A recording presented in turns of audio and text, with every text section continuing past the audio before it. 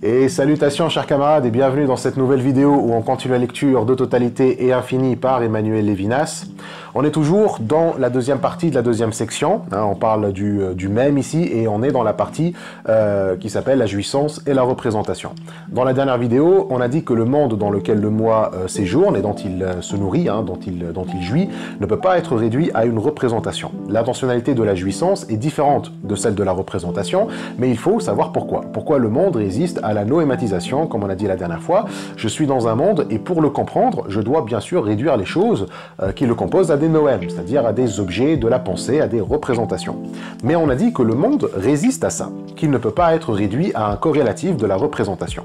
Donc là, on va devoir répondre à la question « Pourquoi ?» Ou plus exactement, on va répondre à plusieurs questions en fait que pose Levinas, qui sont 5 en fait, il y a 5 questions. Mais par quoi le monde de la jouissance résiste-t-il à une description qui tendrait à le présenter comme corrélatif de la représentation? Ce renversement universellement possible et dans ce repère l'idéalisme philosophique du vécu en du connu échouerait-il pour la jouissance? En quoi le séjour de l'homme dans le monde dont il jouit reste-t-il irréductible et antérieur à la connaissance de ce monde? Pourquoi énoncer l'intériorité de l'homme au monde qui le conditionne, qui le soutient et qui le contient? Cela ne revient-il pas à affirmer l'extériorité des choses par rapport à l'homme? Donc, 5 questions qui sont peut-être pas très claires. On va essayer de les reformuler pour qu'elles soient plus palpables. Bon, déjà, la première question, c'est celle qu'on a déjà en fait posée. Par quoi le monde de la jouissance résiste à la représentation? C'est-à-dire, qu'est-ce qui fait que le monde de la jouissance ne peut pas être décrit comme un corrélatif de la représentation? Ça, je pense que ça va. La deuxième question parle du renversement universel du possible en du connu. Donc, le renversement du vécu en connu, ça signifie que tout ce qui peut être vécu, il peut être aussi connu, il peut être représenté, il peut être noématisé, il peut être thématisé, etc. Et c'est un renversement qui est universellement possible, c'est-à-dire que c'est toujours vrai en fait. Absolument tout, c'est universel, absolument tout ce qui peut être vécu peut être connu. Si vous avez vécu l'amour, alors l'amour peut être connu, théorisé, etc. Donc ça c'est un peu de l'idéalisme puisque tout vécu peut être renversé en un contenu d'une conscience, en une idée. Mais Levinas se pose la question de pourquoi ce renversement marche pour la représentation, mais il ne marche pas pour la jouissance. Est-ce qu'il y a en fait des choses, des vécus qu'on ne peut pas connaître dans le sens de les réduire à des représentations? Et troisième question, elle aborde non pas le monde lui-même, mais le séjour de l'homme dans ce monde. Si le monde n'est pas réductible à un noème, alors l'action d'y vivre aussi ne peut pas être réduite à un noème non plus. Donc le séjour reste antérieur et irréductible aussi à la connaissance du monde, à la représentation. Et donc Levinas se demande si mon séjour dans le monde ne peut pas être thématisé. Le séjour comme le monde, c'est ce qui conditionne l'homme en fait, et comme on a vu la dernière fois, la condition de l'homme ne peut pas être représentée sans tomber dans soit de la circularité, soit dans une régression à l'infini. Et ça nous amène à la quatrième question. Puisque l'homme est dans le monde, il séjourne dans le monde, donc il est à l'intérieur du monde. C'est ce que la question 4 adresse. Si le monde me soutient, me contient, me conditionne, pourquoi énoncer en fait mon intériorité à ce monde-là? Et si je l'énonce, question 5, est-ce que pour le coup j'affirmerai aussi qu'il y a de l'extériorité? Bon, ces deux dernières questions ne sont peut-être pas très claires, mais elles le seront par la suite. Enfin, je l'espère en tout cas. J'espère que j'arriverai à les rendre plus claires, ou peut-être qu'elles sont claires et c'est juste moi qui les rend plus compliquées qu'elles ne le sont. Mais voilà, on va répondre en fait à ces 5 questions. Et Levinas nous dit que première chose à faire dans notre réponse, c'est d'analyser la façon dont nous viennent les choses dont on jouit. Si le monde de la jouissance et mon séjour ne peuvent pas être réduits au noème, que le vécu ne se renverse pas forcément toujours en du connu, qu'il y a une intériorité et une extériorité, l'explication de tout ça, en fait, ça va dépendre de comment les choses dont je jouis viennent à moi. Bon, déjà, si la jouissance ne noématise pas, c'est que les objets de la jouissance ne lui viennent pas en tant que chose. Et donc là, la jouissance, ça va ressembler un petit peu à l'apeiron de Anaximandre. Alors Anaximandre, c'est un philosophe présocratique qui dit que tous les étangs viennent d'un truc qui est sans limite. C'est ce que apeiron signifie en grec, ce qui n'a pas de limite. Il y a un arrière-fond, d'où les choses émergent. Cet arrière-fond, c'est l'apeiron, selon Anaximandre, et les choses y émergent, puis elles y retournent lorsqu'elles se détruisent. Donc Levinas semble dire un truc un peu similaire concernant la jouissance et la représentation. La représentation, c'est du domaine en fait des choses qui émergent de cet arrière-fond, et la jouissance, c'est en fait ce qu'on ce qu'on ressent lorsque les choses retournent dans cette apéron. Mais ça va être différent de comment Anaximandre, lui, en fait, il conceptualise l'apéron, parce que lui, en fait, il parle de naissance et de mort, de création et de destruction, alors que chez Lévinas, c'est un peu différent. Citation, les choses viennent à la représentation à partir d'un arrière-fond dont elles émergent et vers lequel elles retournent dans la jouissance que nous pouvons en avoir. Donc voilà, en fait, quand j'ai de la jouissance, c'est qu'en fait les choses sont en train de retourner vers cet arrière-fond. Mais ce retour, hein, comme j'ai dit, ce n'est pas une destruction comme chez Anaximandre, hein, plutôt la jouissance conserve en fait les choses comme les choses en fait quand celles-ci entrent dans la représentation. Ce qui entre dans la représentation, ça va être plus des ustensiles, des outils, des choses comme moyens pour des fins techniques et pragmatiques. Or, la jouissance maintient le statut des choses en tant que fin en soi. Elle les préserve de se fondre dans un système. L'apéron à la Lévinas, en fait, c'est l'arrière-fond où tout est déjà accompli, où il n'y a pas de système, et donc c'est différent de l'apéron d'Anaximandre, qui pour le coup, c'est probablement un système. Bref, les choses sont en fait des fins, et c'est pour ça qu'on en jouit. C'est un peu un royaume des fins, comme chez Kant, mais pour toute chose, en fait. Donc, dans la jouissance, les choses n'apparaissent pas comme choses, mais ça, on va en parler. D'abord, en fait, il faut qu'on parle des choses comme choses d'abord. Lorsque les choses apparaissent à l'homme, bien évidemment, elles sont réduites à un noème et servent une utilité. Les choses se dessinent dans le milieu où elles entrent, hein, et ce milieu, c'est bien sûr le milieu de l'homme. Mais ce milieu est essentiel pour les choses. Hein. Le milieu, c'est l'air, hein, les choses apparaissent dans de l'air, ça peut être l'eau, ça peut être la terre, ça peut même être une route, bref, là où les choses apparaissent. Et donc ces choses ont besoin d'apparaître comme choses, donc aussi comme propriété. Vu que le milieu, c'est en fait l'habitation de l'homme, si elles apparaissent dans le milieu de l'habitation de l'homme, elles apparaissent comme des propriétés. La propriété, c'est ce qui dessine et constitue les choses comme choses. Mais ça, on va y revenir, hein, que les choses, en fait, elles apparaissent comme une propriété, un truc qui est à toi, qu'on peut s'approprier. Mais ça, on va y revenir. Donc, les choses, voilà, déjà, elles apparaissent dans un milieu. Hein. Si elles apparaissent comme propriété, c'est parce qu'elles apparaissent dans le milieu où l'homme vit. Donc, elles apparaissent dans le milieu de l'homme. Mais Lévinas nous dit certaines choses sur le milieu. Il écrit « Ce milieu ne se réduit pas à un système de référence opérationnelle et n'équivaut pas à la totalité de ce système, ni à une totalité où le regard ou la main aurait la possibilité de choisir, virtualité de choses que le choix chaque fois actualiserait. Le milieu a une épaisseur propre. Les choses se réfèrent à la possession, peuvent s'emporter, sans meuble. Le milieu à partir duquel elles me viennent gît en déshérence, fond ou terrain commun, non possédable, essentiellement à personne. La terre, la mer, la lumière, la ville, toute relation ou possession se situe au sein du non possédable qui enveloppe ou contient sans pouvoir être contenu ou enveloppé. Nous l'appelons l'élémental. Alors plusieurs choses dans ce passage, hein. Le milieu, c'est pas un système où la totalité d'un système, hein, où les choses font leur truc, font leur truc de choses, quoi. Ce n'est pas non plus le terrain où les choses s'actualisent, donc c'est aussi une référence à Aristote, hein. Vous vous souvenez, une fois, on l'a mentionné avec l'actualité, et ou bien l'effectivité et le potentiel, hein, ou le virtuel aussi. Les choses en fait existent en puissance, selon Aristote, et ont besoin d'un agent qui les actualise. Une voiture existe d'abord en puissance, c'est-à-dire en potentiel, puis quand je la construis, voilà, je l'actualise. Quand c'est fait, la voiture apparaît dans le monde physique, donc dans le milieu, mais c'est pas ça dont parle Lévinas. Le milieu, c'est pas là où un agent choisit entre des possibilités quel potentiel actualiser. Le milieu déjà a sa particularité qui est qu'il ne peut pas être possédé comme les choses. Il n'est pas un meuble qu'on peut emporter, prendre, déplacer, etc. Le milieu, c'est précisément le non possédable. C'est le terrain commun, il n'appartient à personne. Alors oui, on peut posséder ou déplacer une terre ou une rivière, et techniquement on peut posséder une ville. Posséder en fait la lumière, ça va être un peu plus compliqué, mais ce que Lévinas veut dire à partir en fait de terre, mer, ville, lumière, etc., c'est que les choses sont toujours contenues dans un milieu, il enveloppe les choses, il est l'élément où elle se trouve, donc Lévinas lui donne le nom de l'élémental. L'élémental ne peut pas être possédé parce que c'est lui qui conditionne la possession. C'est lui qui permet que les choses peuvent apparaître comme choses pour être possédées, pour être des propriétés. Mais que signifie l'élémental ça signifie quoi en fait l'élémental ne peut pas être possédé? Alors Lévinas distingue ici possession et domination. Un navigateur peut dominer la mer, il peut dominer le vent, c'est-à-dire s'en servir pour naviguer, mais il ne les possède pas dans le sens où il transforme la mer et l'air en choses. Les éléments demeurent en fait des éléments, c'est-à-dire qu'ils restent dans un état indéterminé, un état sans forme. Lorsque le moi commence à constituer des objets à partir de la matière, ce qu'il fait, c'est donner une forme à la matière. Il délimite, par exemple, le bois pour en faire une table.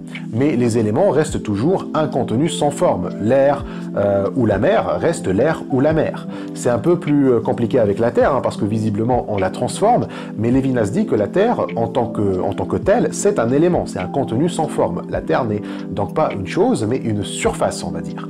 Terre, vent, mer, etc., écrit Lévinas, il conserve l'indétermination des éléments malgré la précision des lois qui les régissent, que l'on peut connaître et enseigner. L'élément n'a pas de forme qui le contienne, contenu sans forme, ou plutôt, il n'a qu'un côté, la surface de la mer et du champ, la pointe du vent, le milieu sur lequel cette face se dessine, ne se compose pas de choses. Donc en fait, le milieu, c'est vraiment comme la Péronne d'Anaximandre, hein. C'est ça en fait, mais moins la Genèse et la destruction. Mais avec la conception de la Terre chez Anaximandre. Hein. Anaximandre, il voyait la Terre comme une espèce de disque plat qui se tire en fait vers le bas à l'infini, genre c'est comme un cylindre qui descend vers l'infini. Le milieu en fait chez Lévinas semble avoir les mêmes caractéristiques du cylindre et de la Péronne. Comme ils n'ont pas en fait de limite, on ne peut pas en faire le tour en fait. On est toujours face à une surface, contrairement aux choses justement. Une chose, genre ce micro encore une fois, je peux en faire le tour. Le milieu, on peut pas en fait sortir de sa surface. La chose, certes, elle non plus ne s'offre pas par une face unique, mais nous pouvons en faire le tour. Et l'envers en vaut l'endroit. Tous les points de vue se valent. La profondeur de l'élément le prolonge et le perd dans la terre et dans le ciel. Rien ne finit, rien ne commence. Donc l'élémental, en fait, n'a ni commencement, ni fin. C'est une surface, mais une surface en profondeur. Donc c'est pas vraiment une surface hein, dans le sens où on prend pied dessus, hein, une surface qui a une face solide, hein, mais plutôt en fait c'est une surface dans laquelle on baigne. La surface de l'élément, c'est également sa profondeur. Hein. Le cylindre, si on peut dire, s'étend du ciel à la terre, mais ni ciel ni terre sont limités. À vrai dire, l'élément n'a pas de face du tout. On ne l'aborde pas. La relation adéquate à son essence le découvre précisément comme un milieu. On y baigne. À l'élément, je suis toujours intérieur. Donc voici l'idée de l'intériorité. Je suis toujours intérieur au monde. Une intériorité sans issue ici. Hein. C'est pour ça que l'homme ne peut pas posséder le monde, il ne peut pas posséder le milieu parce qu'il lui est toujours intérieur. Il est toujours intérieur, il est toujours dans l'élément. Le seul moyen pour l'homme en fait de vaincre les éléments, c'est par le travail et par le domicile. Il y a en fait l'élémental et l'homme se l'approprie par le travail. Il s'approprie en fait la terre en cultivant le champ, la mer en y pêchant et en amarrant les bateaux, les forêts en y coupant le bois, etc.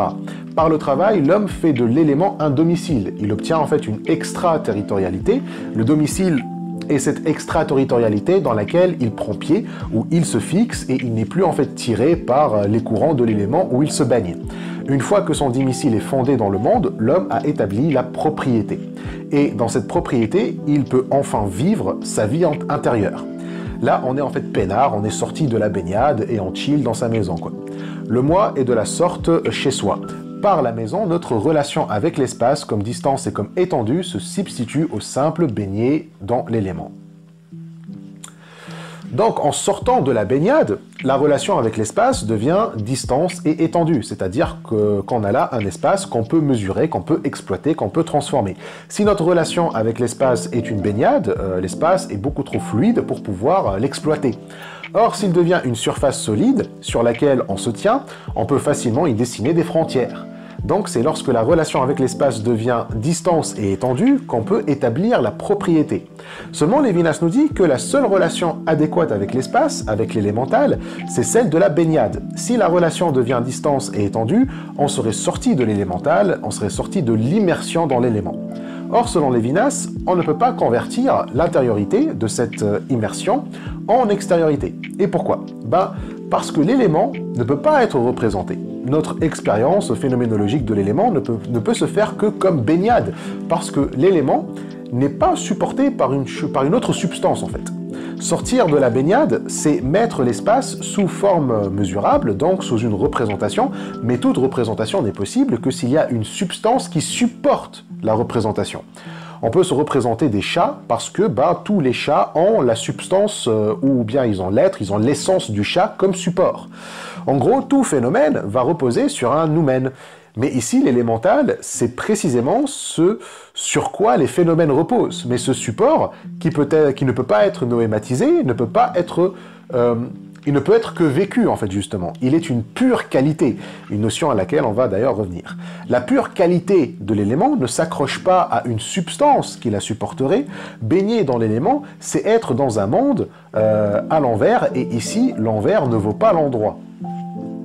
L'envers ne vaut pas l'endroit signifie précisément qu'on ne peut pas convertir l'élémental de la baignade en un espace de distance et d'étendue. En d'autres termes, en fait, l'élémental, qui est du liquide ou du gazeux, puisqu'on s'y baigne, ne peut pas devenir du solide.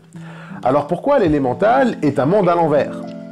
C'est pas juste parce qu'on s'y baigne alors que l'homme est fait pour prendre pied sur du solide, mais parce qu'en fait, l'élémental, c'est du solide. Les phénomènes, eux, sont liquides, ils sont vaporeux et gazeux, tandis que la substance d'où ils émergent, c'est-à-dire l'élémental, qui n'est pas une substance, et donc du coup qui n'est pas du solide, c'est quand même en fait du solide. La substance et la solidité sur laquelle les choses prennent pied justement et apparaissent, sauf que l'élémental, comme il n'a pas de substance qui le supporte, en fait c'est une qualité pure. C'est un solide dans lequel on baigne. Donc normalement, on ne peut pas baigner dans du solide, mais là, en fait, on baigne dans du solide. La chose, comme dit Lévinas, s'offre à nous par sa face comme une sollicitation venant de sa substantialité, d'une solidité déjà suspendue par la possession.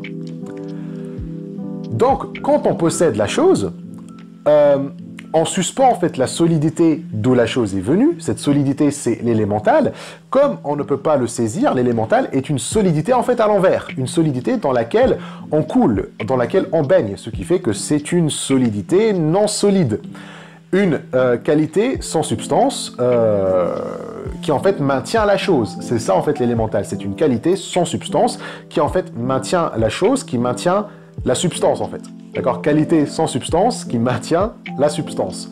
C'est uniquement en fait de cette manière-là qu'on aborde l'élémental. On peut bien sûr représenter le liquide ou le gaz comme un ensemble de particules solides, mais dans ce cas, on fait une représentation de l'élémental. Les particules d'eau et de gaz sont certes solides d'un point de vue scientifique et représentatif, mais ce n'est pas comme ça que je fais l'expérience de l'eau et du gaz. Quand je bois de l'eau, ou quand j'y baigne, ou quand je respire de l'air, je ne fais pas l'expérience des petites particules, mais l'expérience du liquide, d'un liquide et d'un gaz. Je fais en fait l'expérience d'une qualité. Or, c'est cette expérience-là qui atteste de ma présence dans l'élémental. C'est pour ça qu'on ne peut pas la représenter. Qu'on ne peut pas représenter l'élémental, pardon. Si on représente, on fait abstraction de notre présence dedans, or ça c'est impossible. Représentation, ça veut dire en fait que tu sors du truc et que tu le regardes de l'extérieur. On ne peut pas nier notre présence en fait au sein de l'élémental, donc on ne peut pas sortir de l'élémental, donc on ne peut pas le représenter, on ne peut pas le regarder de l'extérieur. Du coup, on fait l'expérience de cette solidité liquide, parce qu'en fait, l'élémental, c'est du solide, mais comme on baigne dedans, en fait, c'est une solidité qui est liquide. L'élémental est paradoxal, parce que justement, il est une réalité à l'envers, c'est-à-dire une réalité sans origine. Une réalité à l'endroit, c'est une réalité qui a une origine. C'est d'ailleurs ça qui fait la réalité. On peut l'identifier comme réel, car on trouve une origine à ce réel-là. On trouve une origine à la chose. Mais l'élémental est juste là, sans origine. Et il se suffit, en fait. Il n'a pas besoin d'une substance pour exister. Il peut être une qualité pure et ça lui suffit amplement. Le liquide manifeste sa liquidité, ses qualités sans support, ses adjectifs sans substantif, à l'immersion du baigneur. L'élément nous offre comme l'envers de la réalité, sans origine dans un être, bien que s'offrant dans la familiarité de la jouissance, comme si nous nous tenions dans les entrailles de l'être. Ainsi pouvons-nous dire que l'élément vient vers nous de nulle part. La face qu'il nous offre ne détermine pas un objet, demeure entièrement anonyme. C'est du vent, de la terre, de la mer, du ciel, de l'air. Donc, ce qui rend l'élémental impossible à représenter, c'est précisément son indétermination. Comme il n'a pas d'origine, ça va être difficile de vraiment savoir ce que c'est par la représentation. Il ne peut qu'être en fait ressenti comme le vent, la terre, la mer, le ciel, l'air, etc. Mais cette indétermination ne signifie pas que l'élémental est vraiment sans limite. Anonyme, en fait, ne signifie pas infini. Plutôt, l'anonyme est ce qui précède la distinction du fini et de l'infini, et toute notion de chose et de limite. Donc, il est un peu erroné d'affirmer que l'élémental n'a pas de limite, mais plutôt, on ne sait pas s'il en a. Et on ne se pose pas la question. Donc l'élémental, ce n'est pas un quelque chose non plus. Ce n'est pas un infini, mais c'est pas non plus un fini.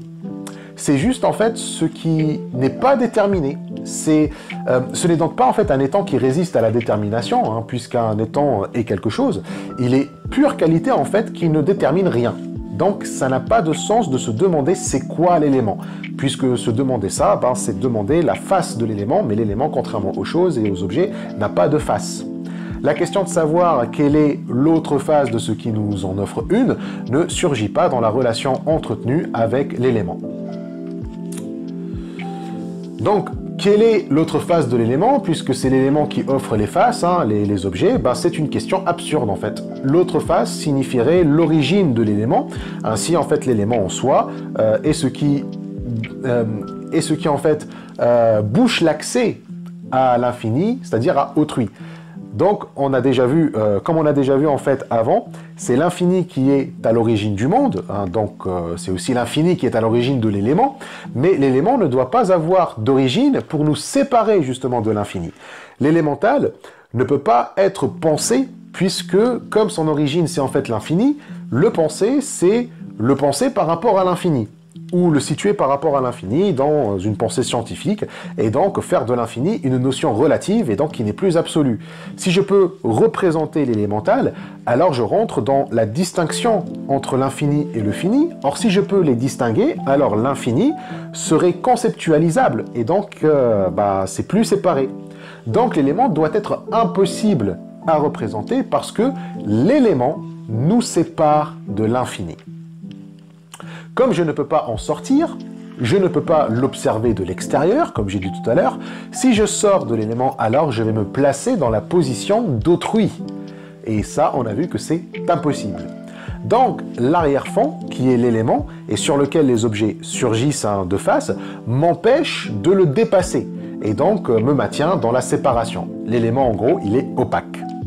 Donc l'élément, c'est comme la frontière du monde, mais une frontière qui n'est pas un mur, qui n'est pas en fait une ligne ou une surface, mais un liquide dont les limites sont introuvables. Ce n'est pas qu'il n'en a pas, c'est qu'on ne peut pas les trouver. Et on ne peut même pas se poser la question s'il en a. Et donc un apeiron à la Anaximandre, sauf que c'est pas qu'il n'a pas de limite, plutôt en fait la question de la limite lui est inconcevable. Ainsi, en fait, l'élémental me force à rester dans ma propre jouissance. Je suis incapable de saisir l'eau par la représentation. Tous les objets qui en surgissent sont à moi. C'est un peu comme l'arbre de la connaissance dans le Jardin d'Éden. Oui, on évite la théologie, mais ça peut aider à mieux visualiser avec une métaphore. L'homme a droit à tous les fruits du jardin, sauf celui de l'arbre de la connaissance qui donnerait accès à Dieu, à l'infini. Et donc, l'arbre de la connaissance serait l'élémental, et tous les autres fruits, en fait, sont les objets qui en surgissent. Je peux en fait, je peux manger de tous les fruits du jardin, sauf celui de l'élémental, c'est-à-dire sauf celui en fait qui va donner accès à l'infini, à Dieu. Et en évitant donc de toucher l'arbre de la connaissance, l'homme peut donc jouir de tout, justement. Pour la métaphore, on fait comme si la prise de la pomme était vraiment possible, était vraiment impossible, pardon. Mais vous comprenez la métaphore. Voilà, c'est en fait, je ne peux pas manger de la pomme de l'arbre de la connaissance, parce qu'en fait, c'est ça en fait la limite de l'élémental. Si je croque la pomme, je vais passer à travers, je vais aller en fait dans l'autre face de l'élémental, et en fait, l'autre face de l'élémental, c'est la position de l'infini, d'accord? Donc, je ne peux pas en fait dépasser l'élémental. Et donc, comme l'élémental n'est pas un objet, il ne peut pas se proposer à la jouissance, justement. Citation. Tout objet se propose à la jouissance, catégorie universelle de l'empirie, même si je me saisis d'un objet ustensile, je le manie comme Zug. Alors la Zug, c'est un terme allemand, pas sûr de la prononciation comme d'hab, peut-être que je prononce comme un pied, mais bon, je vérifie jamais comment on prononce dans les autres langues. Bref, donc le Zug, c'est un terme allemand pour dire outil ou équipement. C'est un terme d'Heidegger qui est souvent aussi intraduisable, hein, mais on le traduit souvent quand même par équipement ou ustensile, ou parfois même outil. Donc l'outil, comme tout objet, se propose à ma jouissance. Et cette jouissance, comme dit Lévinas, est la catégorie universelle de l'empirie. Dès que je perçois quelque chose, toute expérience empirique est une expérience de jouissance, puisque je sens la plénitude de mon être dans ces moments-là. Donc, même l'outil, qui peut nous renvoyer au manque, puisque c'est quelque chose d'extérieur à moi-même que je dois utiliser pour arriver à une fin, l'outil nous renverrait en fait à notre insuffisance, mais selon Lévinas, même l'outil renvoie en réalité à la plénitude. Ainsi, en fait, les outils, comme tous les objets, sont des fins en soi, car elles se subordonnent à la jouissance. Il n'y a donc pas en fait de différence entre les objets dans le sens que certains sont des objets en soi et d'autres sont des objets pour une fin. Le briquet et la cigarette qu'on fume peuvent avoir l'air d'être différents sur ce point. Le briquet n'a pas de raison d'exister autre que d'allumer la cigarette, qui va nous procurer du plaisir. Mais en fait, ainsi le briquet est plus un objet pour une fin que la cigarette. Il serait plus éloigné de la jouissance, si par jouissance on veut dire plaisir, il va être plus éloigné de la jouissance que la cigarette. Pareil avec la fourchette et la nourriture. La fourchette est un outil et rien d'autre. Son existence sert seulement à amener la nourriture dans ma bouche. Je jouis de la nourriture, pas de la fourchette. Mais Lévinas nous dit que non. Le briquet et la fourchette sont autant des objets de jouissance que la cigarette et la nourriture. Les choses se réfèrent à ma jouissance, c'est une constatation la plus banale qui soit, et que les analyses de la Zugaftigkeit n'arrivent pas à effacer. Alors, Zugaftig machin chose signifie l'ustensilité. Les analyses en question, c'est ceux de Heidegger qui s'opposent à la conception de Lévinas. Comme d'hab, je vérifie pas la prononciation. Il n'y a pas de raison en fait, c'est juste la flemme. Donc certes, chez Heidegger, l'ustensile n'est pas abordé par la représentation non plus. La représentation concerne des états dont l'être se dévoile dans un exercice de contemplation. Mais dans les ustensiles, leur être ne se dévoile pas par contemplation, mais par maniement. D'accord, c'est en maniant l'ustensile que j'accède à son être. Et ce maniement chez Heidegger ne peut pas... en fait, il ne passe pas par une représentation. Husserl, lui, pensait qu'il fallait d'abord une représentation, il fallait d'abord se représenter l'outil pour le manier, mais Heidegger pense que non. Cependant, le maniement est différent de la jouissance selon Lévinas. Dans le maniement, l'ustensile se subordonne non pas à la jouissance qui le considère comme être séparé, et on verra plus loin comment en détail, mais en une totalité, à une œuvre du moi. L'ustensile sert juste à faire d'autres ustensiles pour faire des œuvres qui, à leur tour, deviennent des ustensiles. C'est-à-dire que l'arrière-fond de l'ustensile, c'est juste l'œuvre qu'il est censé amener. On retrouve donc... on se retrouve en fait donc dans une chaîne causale, quoi. On prend des ustensiles pour faire une montre, pour indiquer l'heure, pour planifier des rendez-vous, etc. Donc si on suit ce raisonnement, rien n'existe réellement en soi, mais toujours pour autre chose. Donc là, il n'y a pas de nature en fait chez Heidegger. La nature, c'est juste des matières premières. Il n'y a pas de forêt, mais du bois tout simplement. Et là, pour le coup, on n'est pas loin de la représentation. Mais on est loin de la possession par contre. On verra plus loin pourquoi la vision heideggerienne de l'ustensile diffère de celle de la possession. Mais Bref, pour revenir à Lévinas, toute chose s'offre au même car elle s'offre à la possession, d'où la jouissance. On est comme le chevalier avare de Pouchkine. C'est une pièce de théâtre très courte d'Alexandre Pouchkine, hein, elle n'a que trois scènes je crois, et Lévinas la mentionne. Le chevalier avare de Pouchkine jouit de posséder la possession du monde. En gros, en fait, la pièce parle d'un chevalier qui s'appelle Albert et qui veut s'acheter une nouvelle armure parce que l'ancienne est usée pour les combats. Sauf qu'il n'a pas de thunes. Et son père, le baron, hein, lui est blindé, mais il ne veut rien donner.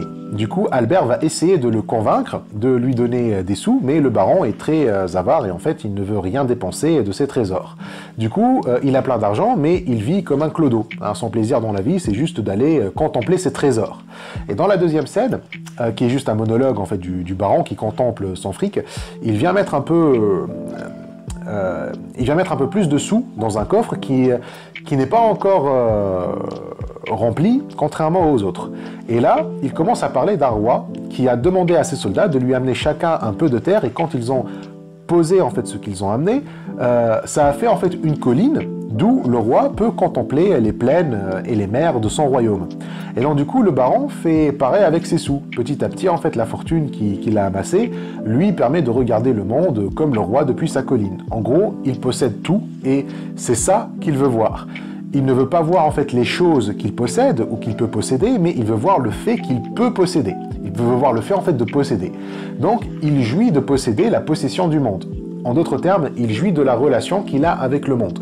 La structure en fait de sa relation avec tous ces objets, c'est qu'il peut les posséder. Et c'est ça qui lui procure sa jouissance. Il jouit en fait de la relation. Ainsi, toutes les relations avec les objets sont des relations jouissives parce que, Lévinas nous dit, relation ultime avec la plénitude substantielle de l'être, avec sa matérialité, la jouissance embrasse toutes les relations avec les choses. Donc la jouissance est d'abord la relation ultime avec la matérialité de l'être, sa substantialité. Hein, c'est dans la jouissance en fait que je fais l'expérience de la matérialité de l'être, de l'essence des choses avec lesquelles je suis en relation. Mais cette relation n'est pas une représentation, comme on a déjà dit. La matérialité en question, c'est l'élémental. Ma relation avec la substantialité dans la jouissance n'en sert pas en fait cette substantialité. Comme le roi et le baron, c'est à travers les petits trésors et les petits amas de terre que je peux posséder le monde et donc pas directement. Donc là, il y a domination plutôt que possession. Ma jouissance se fait par la relation de possession que j'ai avec les objets qui composent le monde et ainsi j'arrive à dominer l'élémental. En possédant en fait les choses, j'arrive à dominer l'élémental. La substantialité en fait des objets, c'est l'élémental, c'est l'élément. L'enserrer signifie en faire une représentation, le saisir intellectuellement, mais ceci je ne peux pas. Donc jouir de l'élément, c'est jouir de la relation avec la substantialité sans l'enserrer. Donc comme je ne peux pas enserrer la substantialité des objets, tous les objets sont des fins en soi, qu'ils soient des zougs, hein, qu'ils soient des ustensiles ou non. D'ailleurs, le meuble, la maison, l'aliment, le vêtement ne sont pas des zougs, au sens propre du terme. Le vêtement sert à protéger le corps ou à le parer, la maison à l'abriter, l'aliment à le restaurer, mais on en jouit ou on en souffre, ce sont des fins. Les outils eux-mêmes, qui sont en vue d'eux, deviennent objets de jouissance. La jouissance d'une chose, fût-elle outil, ne consiste pas seulement à rapporter cette chose à l'usage pour lequel elle est fabriquée, la plume à l'écriture, le marteau au clou à enfoncer, mais aussi à peiner ou à se réjouir de cet exercice. Donc en fait les choses deviennent objets de jouissance parce que même le fait en fait d'allumer une cigarette est une fin en soi. Ou plutôt, on peut juste en fait se réjouir de la fabrication de la plume pour écrire. Le travail de l'artisan, c'est de créer des outils, c'est de créer des moyens et non pas des fins, mais mais en fait, tu vois, genre l'artisan peut seulement se contenter de la création de l'outil. C'est-à-dire que pour l'artisan, le fait de faire des outils, c'est une fin en soi. Un autre en fait peut juste se réjouir du coup de marteau sur le clou et non pas en fait du tableau qu'il va accrocher sur le mur par exemple. Le travail lui-même pénible peut devenir un sport. On se réjouit seulement de l'exercice ou bien on en souffre. Mais pour rappel, hein, la jouissance n'est pas nécessairement du plaisir pour Lévinas. Même la souffrance est une jouissance. C'est ce qui me permet en fait de prendre conscience de mon existence, plaisante ou pas. Donc cette jouissance traverse tous les objets. Que ce soit les objets qui ne sont pas des outils, comme le vêtement, la maison, la nourriture, le bout de pain, le feu de cheminée ou même la cigarette, et les objets qui sont des outils, un marteau, stylo et autres. Tous sont reliés à la jouissance. Cette jouissance accompagne toute utilisation des choses, même lorsqu'il s'agit d'une entreprise complexe et que seule la fin d'un travail absorbe la recherche. Donc tout ça en fait pour dire qu'il n'y a pas de finalité ultime vers laquelle les choses convergent. C'est une critique en fait de la téléologie. La jouissance elle-même n'est pas une notion téléologique, parce que la jouissance n'est pas une affaire d'utilité ou une notion quantitative. Ni objet ni activité n'empruntent leur sens ou valeur d'un but ultime, comme dit Lévinas. La jouissance n'est pas un but, mais le contraire d'un but. La jouissance, c'est ce qu'on expérience lorsque justement il n'y a pas de but à chercher, aucun intérêt à gagner. Donc cette capacité à jouir de l'inutile, jouir de ce qui est déjà accompli et donc extérieur, de ce qui ne peut rien amener d'autre ou rien amener de plus, c'est selon Lévinas l'essence même de l'humain. Jouir de l'inutile, c'est ça en fait l'essence de l'humain, plutôt la capacité de jouir de l'inutile.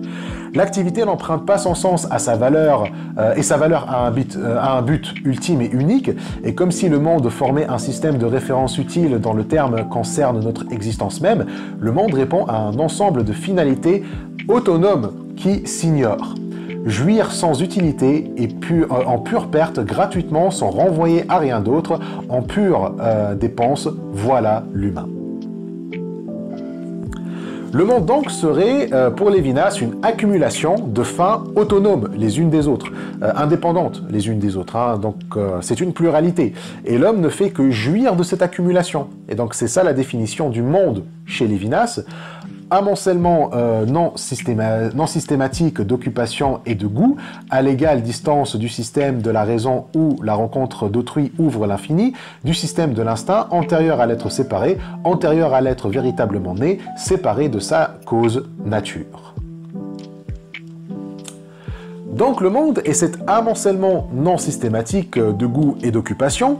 Le monde en fait offre à l'homme ses goûts et ses occupations, mais ils sont non systématiques, car nos goûts et nos occupations ne forment pas de système.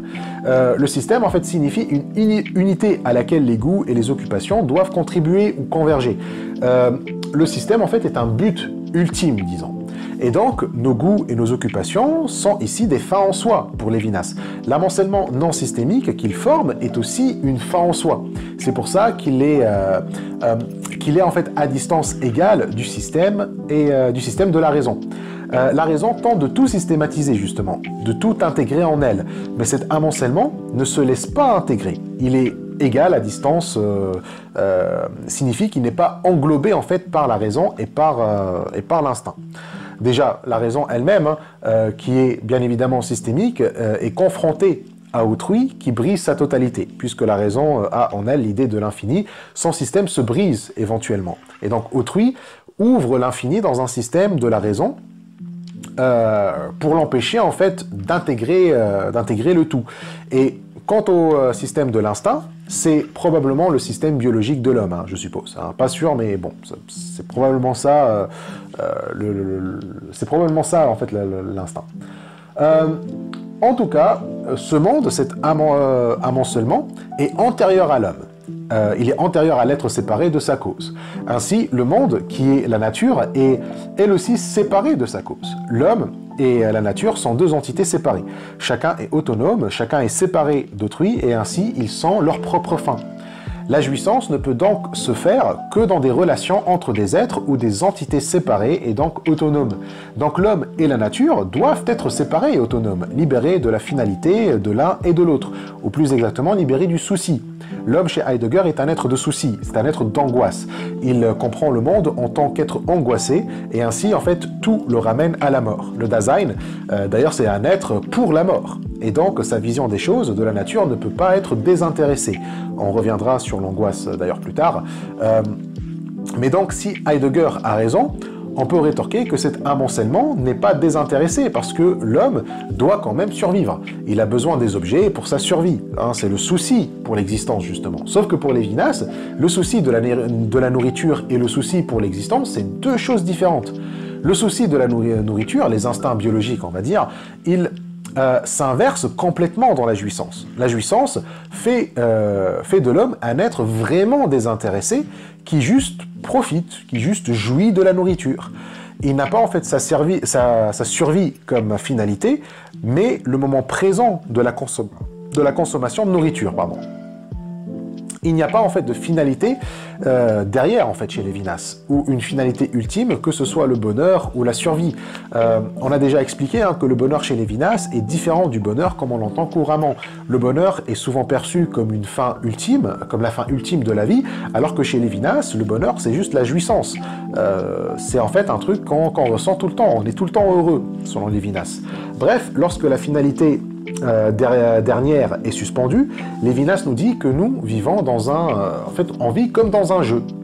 La suspension ou l'absence de la finalité dernière a une face positive, la joie désintéressée du jeu. Vivre, c'est jouer en dépit de la finalité et de l'attention de l'instinct. Vivre de quelque chose sans que ce quelque chose ait le sens d'un but ou d'un moyen ontologique, simple jeu ou jouissance de la vie. Donc la jouissance est un mode d'être qui est l'insouciance du jeu. Comme un enfant qui joue, il est insouciant et pourtant il déploie tous les potentiels possibles de l'acte. Comme il n'y a pas en fait de finalité qui le limite, il se laisse aller et par là, par la même occasion, en fait, il laisse les choses aller aussi.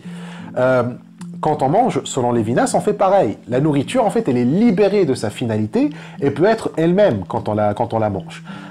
Concernant l'insouciance, Lévinas, il écrit elle consiste à mordre à pleines dents aux nourritures du monde, à agréer le monde comme richesse, à faire éclater son essence élémentale.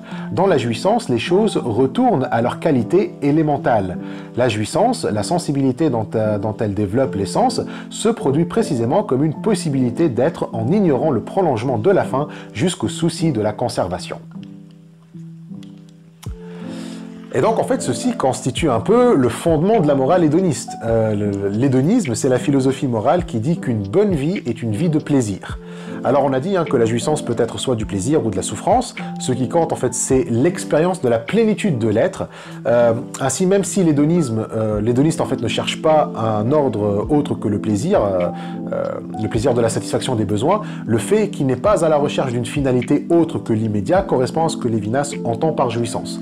Donc, la finalité de l'immédiat fait finalement que ce qui compte vraiment pour l'hédoniste, c'est pas vraiment le plaisir attiré de sa nourriture, mais en fait la nourriture elle-même. Son plaisir, c'est la nourriture. C'est pas le plaisir qu'il a quand il mange. Son plaisir, c'est la nourriture elle-même. L'hédonisme serait donc, selon cette interprétation en tout cas, un rejet total de la téléologie. L'hédonisme ne cherche pas sa survie. L'hédoniste, en fait, ne cherche pas sa survie. Il ne veut pas prolonger son existence. Mais juste en fait ce plaisir qui n'est pas distinct de la nourriture, mais qui est la nourriture. Le besoin de nourriture n'a pas pour but l'existence, mais la nourriture. La biologie enseigne le prolongement de la nourriture jusqu'à l'existence, le besoin est naïf. Donc c'est ça en fait qu'on disait avant concernant le besoin. Il n'est pas la marque du manque, mais de l'insouciance, de la naïveté. Le besoin n'est pas une notion biologique, puisque le biologique fait de la téléologie. Elle amène un organisme à admettre une valeur que s'il prolonge en fait son existence. Or, le corps hédoniste n'a rien à foutre en fait s'il survit ou s'il crève. Il veut juste en fait sa jouissance du moment. C'est en ça qu'il est égoïste. Dans la jouissance, je suis absolument pour moi. Égoïste sans référence à autrui, je suis seul, sans solitude, immensément égoïste et seul.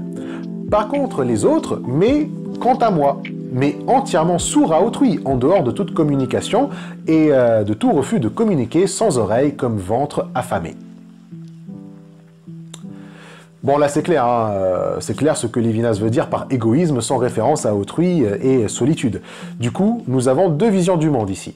Il y a la vision du monde comme chez Heidegger, qui regarde le monde comme un champ pour des ustensiles, et de l'autre celui de Lévinas, qui voit le monde comme un terrain de jeu insouciant, celui de la jouissance. La différence, c'est que la vision d'Heidegger, celle de l'ustensile, qui est aussi comprise chez Lévinas, mais c'est juste que Lévinas y rajoute la relation de la jouissance. Donc déjà, Heidegger fait du Dasein un être angoissé dans son être. Le souci, c'est Heidegger est indissociable de l'être pour la mort. Chez Heidegger, en fait, pardon. Chez Heidegger, il est indissociable de l'être pour la mort, d'un être hanté par l'arrivée de sa mort, qu'il s'accroche en fait à son existence. Et donc ainsi, le souci chez Heidegger est ontologique. En voyant le monde comme un système d'ustensiles, le Dasein utilise ces ustensiles pour dévoiler l'être du monde et ainsi vivre authentiquement dans un désir de vaincre sa peur de la mort. Donc cette ontologie explique le travail, la maison et l'économie, mais aussi elle fait de la nourriture un carburant pour la survie, pour le prolongement de l'existence du moi. Et c'est en fait un carburant pour la machinerie économique, comme dit Lévinas. Et donc ainsi le Dasein chez Heidegger ne jouit pas en fait. Il n'est pas un être de besoin, mais un être qui est toujours préoccupé par son futur. N'ayant pas de besoin, il ne jouit pas non plus, il ne connaît pas le présent, et donc les ustensiles, justement, ils masquent la satisfaction. Puisque leur valeur est téléologique, la jouissance, elle est niée. Tu vois, genre la jouissance, elle est toujours reportée à plus tard. Le monde de Heidegger est un monde d'exploitation, un monde en fait anti-hédoniste pour le coup. Il est curieux de constater que Heidegger ne prend pas en considération la relation de jouissance. L'ustensile a entièrement masqué l'usage et l'aboutissement au terme la satisfaction. Le Dasein chez Heidegger n'a jamais fin. La nourriture ne peut s'interpréter comme ustensile que dans un monde d'exploitation.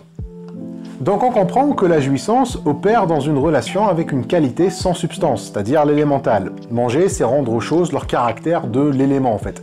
C'est les renvoyer à l'apeiron de Lévinas et donc les expérimenter en tant que pure qualité. Mais avant d'en parler, il faut préciser que dire que l'élément est une qualité sans substance ne revient pas à en faire en fait l'objet d'une pensée mutilée.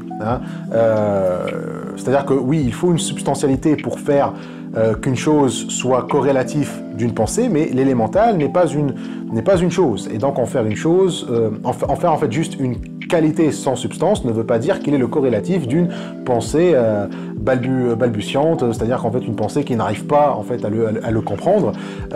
L'élément n'est pas un phénomène en fait à qui il faut trouver un corrélatif. Il n'a pas de noès qui peut l'accueillir. Mais ceci signifie qu'il ne peut pas non plus être une voie vers l'extérieur précisément. L'élémental certes résiste à la totalité et nous permet, comme la relation avec autrui, d'échapper à la participation, mais ceci ne signifie pas que l'élémental nous emmène vers l'extériorité, mais au contraire. Être dans l'élément dégage certes l'être de la participation aveugle et sourde à un tout, mais diffère d'une pensée qui se dirige vers le dehors. Ici, au contraire, le mouvement vient incessamment sur moi, comme l'onde qui engloutit et avale et noie. Donc l'élémental, en fait, libère de la totalisation, certes, mais il est comme des vagues qui m'empêchent d'aller sur la plage et me tirent, en fait, tout le temps vers la mer, quoi. La plage, ici, représente autrui, et la mer, c'est, en fait, le même, quoi. Rester dans l'élément, baigner dans le milieu, c'est rester plié sur soi-même, c'est, en fait, profiter pleinement de sa plénitude, vivre en insouciant, en jouant avec une indifférence totale aux autres.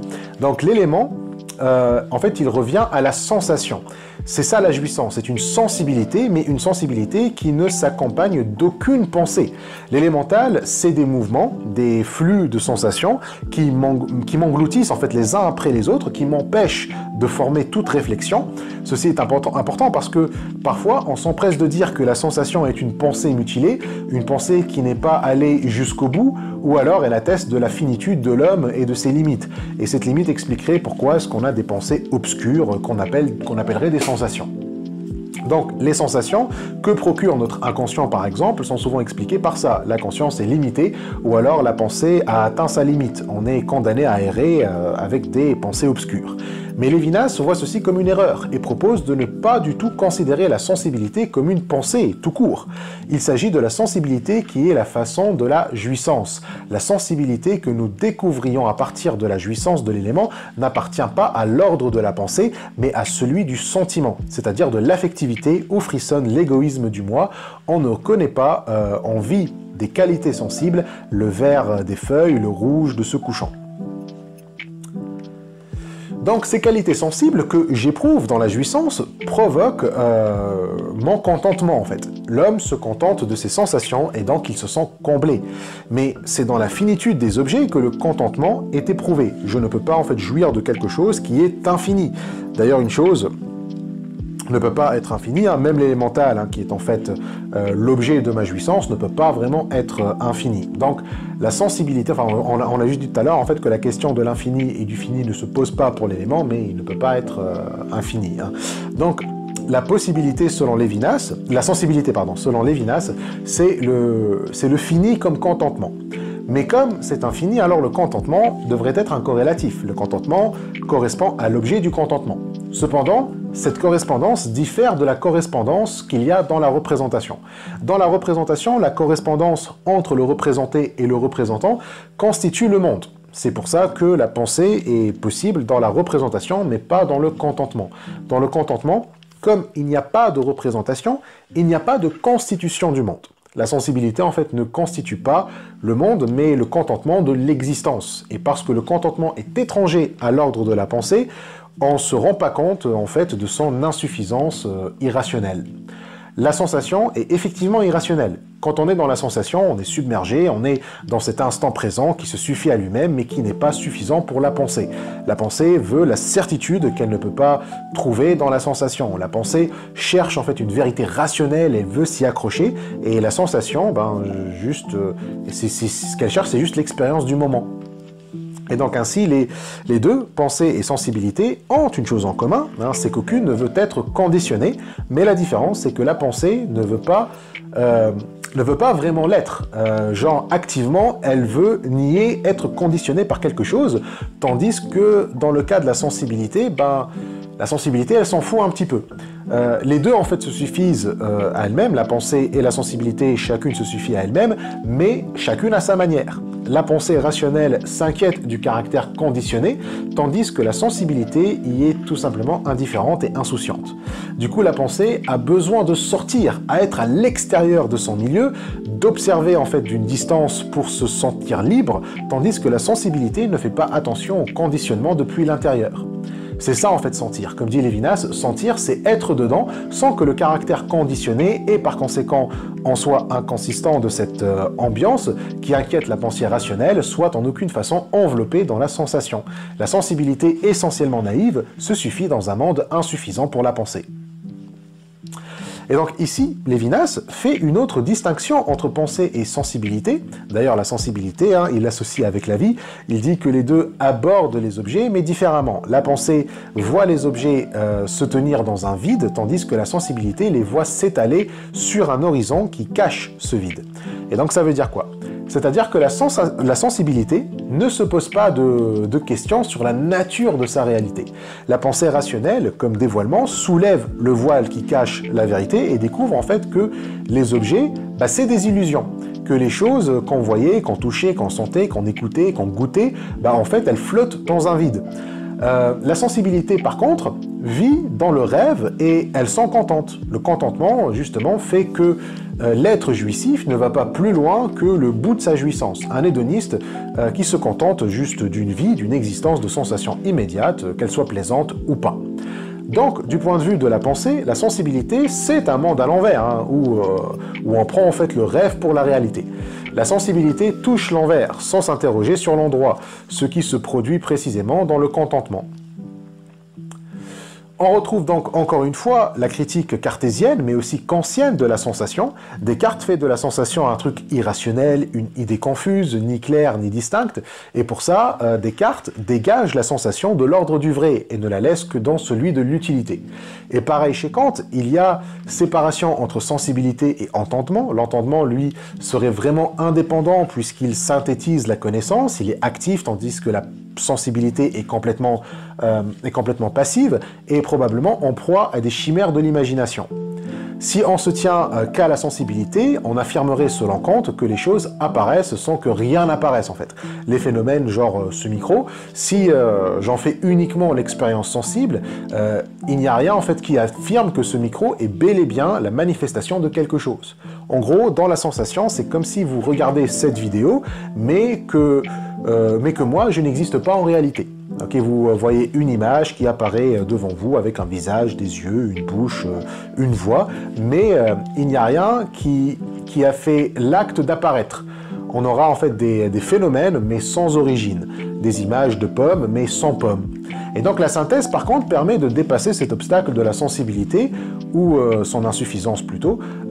Kant voulait en fait dépasser ce problème de la phénoménologie du sensible en postulant l'existence du noumen. Le phénomène est une apparition du noumen, la chose en soi qui est une apparition, en fait. Le phénomène est en fait une apparition de la chose en soi. Donc c'est la chose pour soi, et c'est une apparition de la chose en soi.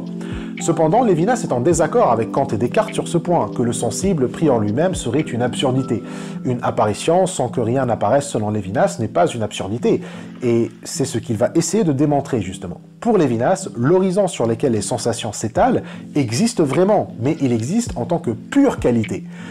Ce n'est pas une substance, comme on a dit, ou alors c'est une substance qui est purement qualité, hein, c'est l'élémental. Ce dont on fait l'expérience dans la sensibilité, c'est ça. La sensibilité met en rapport avec une pure qualité sans support avec l'élément. La sensibilité est jouissance. Donc pour Lévinas, le corps est ce qui concrétise cette façon d'être, c'est-à-dire être hédoniste, vivre en tant qu'hédoniste. Le corps, en fait, sa fonction, c'est de réaliser la jouissance, mais de procurer une connaissance aussi, celle de l'élémental, qui ne peut pas être donnée par la représentation. En fait, on peut comprendre ceci comme dans l'expérience de pensée de la chambre de Marie, proposée par un philosophe. Bon, alors, il n'est pas dans le texte, hein, mais ça peut vous aider à illustrer le propos. Le philosophe, c'est Frank Jackson. Donc Jackson dit, imagine une meuf qui s'appelle Marie, qui vit dans une chambre où tout est noir et blanc. Elle n'a jamais vu les couleurs, mais a toute une bibliothèque avec des livres sur des couleurs. Mais les livres sont aussi en noir et blanc. Donc elle connaît tout ce qu'il y a à savoir sur les couleurs, mais elle n'en a jamais vu. Elle n'a jamais fait l'expérience sensible du rouge ou du bleu. Et puis un jour, la porte de sa chambre s'ouvre et elle sort. Elle arrive donc dans le monde extérieur et voit une rose. Elle voit le rouge pour la première fois. Et là, Jackson demande si Marie, puisqu'elle sait tout en fait sur le rouge, mais elle n'en a jamais vu, est-ce que la vue du rouge lui rajouterait une connaissance? Et pour Jackson, oui, c'est une connaissance qu'elle ne peut pas trouver théoriquement, et c'est aussi un peu ça dont parle Lévinas. Faire l'expérience sensible du rouge, c'est connaître l'élémental. Il n'y a que comme ça qu'on peut le connaître dans son état d'élémental et non pas comme objet. Je peux connaître scientifiquement, comme on l'a dit, tout ce qu'il y a sur l'eau. En fait, je peux connaître la composition de l'eau, mais l'expérience de me baigner dans l'eau ou d'en boire, ça c'est une connaissance à part. C'est une connaissance complètement différente. C'est une connaissance qui est en fait une sensation, une jouissance et qui est permise uniquement qu'à travers le corps. Qu'à travers la sensibilité en fait. Et je ne peux pas représenter cette connaissance-là. Ainsi, pour Lévinas, le corps ne nous trompe pas. Il n'est pas en fait soumis à des illusions, il doit se fier à la représentation. Il n'y a pas en fait de connaissance mutilée ou une pensée non aboutie, il y a juste une connaissance différente. La sensation donc a aussi une intentionnalité et donc mérite d'être une source de connaissance comme la représentation. C'est juste que son objet à elle, ce n'est pas un objet, mais l'élément. Et c'est pour ça qu'on ne peut pas vraiment dire qu'elle a une intentionnalité non plus, puisque l'intentionnalité, c'est souvent dirigé vers un objet. Mais ce qui est sûr, c'est qu'elle a son propre mérite. Et il n'y a pas de raison de voir la sensation comme un mode de connaissance mutilé ou inférieur. Son intention, s'il est permis de recourir à ce terme, ne va pas dans le sens de la représentation. Il ne suffit pas de dire que la sensation manque de clarté et de distinction, comme si elle se situait sur le plan de la représentation. La sensibilité n'est pas une connaissance théorique inférieure, liée fût-ce intimement à des états affectifs. Dans sa gnose, même la sensibilité est jouissance. Elle se satisfait du donné, elle se contente. Donc dans le fait du contentement, la jouissance résout le problème auquel la représentation et la pensée tentent de...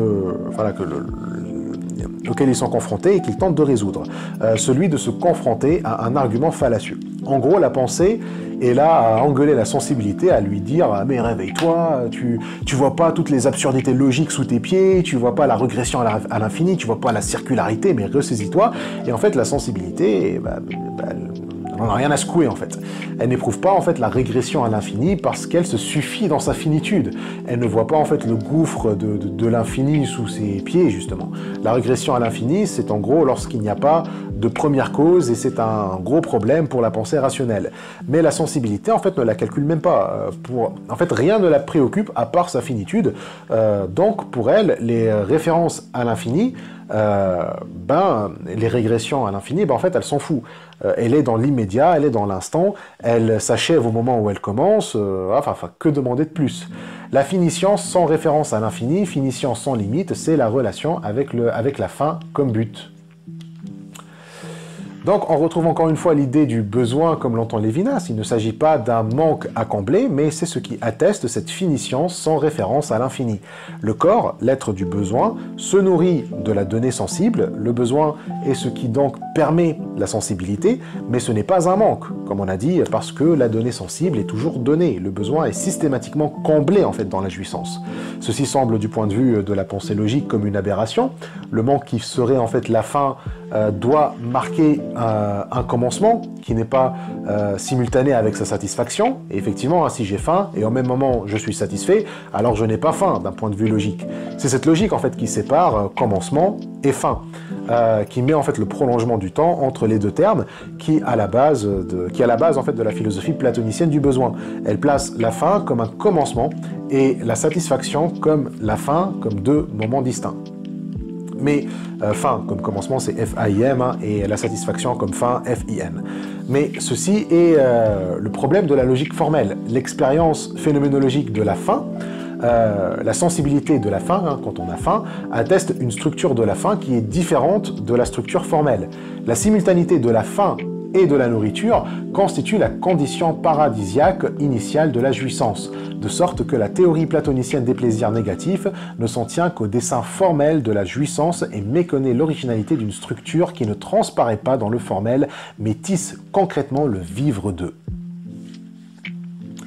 Donc la structure de la sensibilité ne peut pas être comprise théoriquement sans perdre ce qui fait son essence, cette simultanéité du moment présent.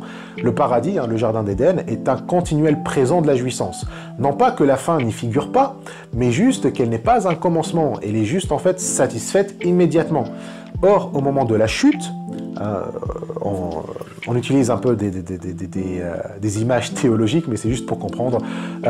Donc au moment de la chute, on rentre dans la représentation, on rentre dans la logique formelle qui perd justement la structure du vivre d'eux. La représentation, la pensée considère que le besoin est un manque, qu'il faut combler, qu'il faut aller à un but précis et pour ça il faut des outils.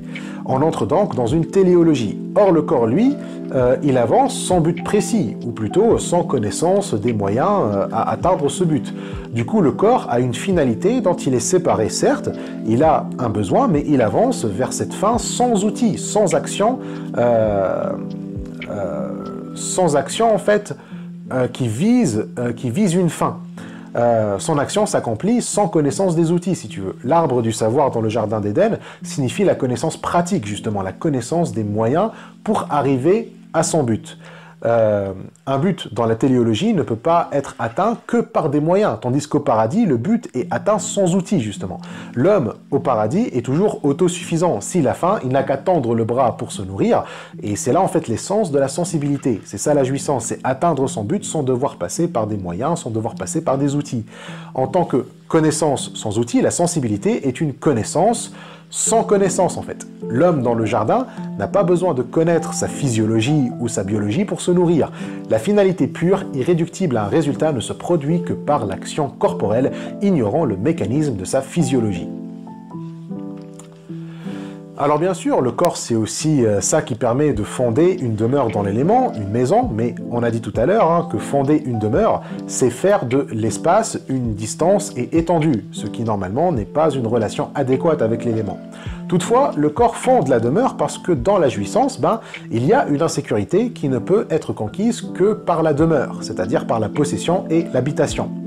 L'élément, tôt ou tard, il va inquiéter le moi jouissant parce qu'il se manifestera comme un autre, comme un non-moi. Et l'indétermination de l'élément annonce donc aussi un danger pour la sensibilité qu'elle ne peut surmonter qu'en réappropriant l'élément dans une demeure. Ainsi, la jouissance semble toucher à un autre, dans la mesure où un avenir s'annonce dans l'élément et le menace d'insécurité. Ça, Lévinas ne fait que le signaler, mais il va y revenir plus loin quand on parlera de la demeure. Pour l'instant, il nous dit de nous concentrer sur une chose. La sensibilité est de l'ordre de la jouissance et non pas de l'ordre de l'expérience. La sensibilité ainsi comprise ne se confond pas avec les formes encore vacillantes de la conscience de. Alors, depuis tout à l'heure, je vous parle de la jouissance comme faire l'expérience sensible ou phénoménologique d'une chose. Mais même le terme expérience est inadéquat pour parler de la jouissance parce que l'expérience s'accompagne d'une conscience de quelque chose. Donc l'expérience est encore de l'ordre de la pensée ou de la représentation. C'est une forme de la conscience de. Tu vois. Dans la sensibilité en fait, c'est pas vraiment une expérience, quoiqu'elle peut y être similaire. Il faut juste y retirer la pensée ou la conscience qui l'accompagne. En gros, la sensibilité est purement de l'ordre du corps. La sensibilité, en fait, c'est juste faire l'expérience de quelque chose avant que cette chose est devenue une chose, avant qu'elle ait subi un travail. Lorsqu'on fait l'expérience de quelque chose dans le sens courant, c'est-à-dire avec la conscience de, on n'aborde pas cette chose dans son état initial, on va dire. Même si je vois la couleur rouge, je vois une chose. Je vois en fait un produit, le résultat d'un travail. Même regarder un arbre ou le toucher et reconnaître que c'est du bois ou que c'est un arbre, cet arbre est le fruit d'un travail. Pas dans le sens où quelqu'un l'a construit ou l'a produit, mais plutôt sa signification d'arbre est le produit d'un travail, celui de la conscience. Notre conscience est comme un artisan qui fait un travail sur la donnée sensible et nous la présente. La sensibilité, par contre, c'est vraiment une séparation totale de la pensée. Il n'y a pas de pensée dans la sensibilité tout court. Et donc, que fait la sensibilité ? Elle déconstruit en fait le travail de la conscience ou de la pensée. Elle ramène les objets sensibles, les fruits du travail de la conscience, à l'état d'élément. Elle concerne jusqu'aux formes élaborées de la conscience, mais son œuvre propre consiste en la jouissance, à travers laquelle tout objet se dissout en élément où la jouissance baigne. Donc la jouissance, c'est un peu en fait comme l'état d'un bébé. C'est le corps uniquement qui découvre le monde à partir de la sensibilité. Et ce qu'il découvre, c'est le monde en tant qu'élément où il baigne. Un bébé voit le monde comme la continuation de la matrice de sa mère, dedans, tous les objets sensibles, arbres, tables, chaises, marteaux, micros, caméras, animaux, bâtiments, etc., tous, en fait, sont dissous en éléments. Et c'est ça le contentement. Se satisfaire juste de l'élément, de cet état sans chose, se satisfaire seulement de l'arrière-fond. Et c'est ça en fait l'intention de la jouissance. La représentation, elle a des objets, la jouissance, elle a l'élément. Cet élément est là, en fait. Il est caché par la relation qu'on a avec les objets, mais le corps, lui, le voit, il baigne tout le temps dedans. Il sait qu'il existe, cet horizon dont je me contente, et que je n'ai pas à intégrer dans un système plus vaste, au risque de tomber dans une réduction à l'infini. Mais le contentement dans sa naïveté se cache derrière la relation avec les objets. Cette terre où je me trouve et à partir de laquelle j'accueille les objets sensibles, où je me dirige sur eux, me suffit. La terre qui me soutient sans que je m'inquiète de savoir qu'est-ce qui soutient la terre. Ce bout du monde, univers de mon comportement quotidien, cette terre ou ce quartier ou cette rue où j'évolue, cet horizon où je vis, je me contente de la face qu'ils m'offrent. Je ne les fonde pas dans un système plus vaste. C'est eux qui me fondent, je les accueille sans les penser. Je jouis de ce monde de choses comme d'éléments purs, comme qualité sans support, sans substance. Alors il semble que Lévinas présente le monde comme un terrain pour le contentement du moi, un monde pour moi. Et donc on peut donner l'objection que si le monde est pour moi, ça revient à de l'idéalisme. Mais Lévinas dit que le pour moi n'est pas nécessairement un idéalisme. L'idéalisme se limite à la pensée. Un monde pour moi serait idéaliste seulement si le pour moi signifie être saisissable par la pensée d'un sujet. En gros, être noématisable. Mais le pour moi de l'élément ne peut pas être noématisé, justement. Il n'a aucun rapport avec la pensée. Donc, il ne peut pas devenir le contenu d'une pensée, c'est-à-dire une idée. Le monde est pour moi, selon Lévinas, ne signifie pas que je me représente le monde comme étant pour moi et que je me représente ce moi à son tour. Ce rapport de moi avec moi s'accomplit quand je me tiens dans le monde qui me précède comme un absolu d'une antiquité irreprésentable.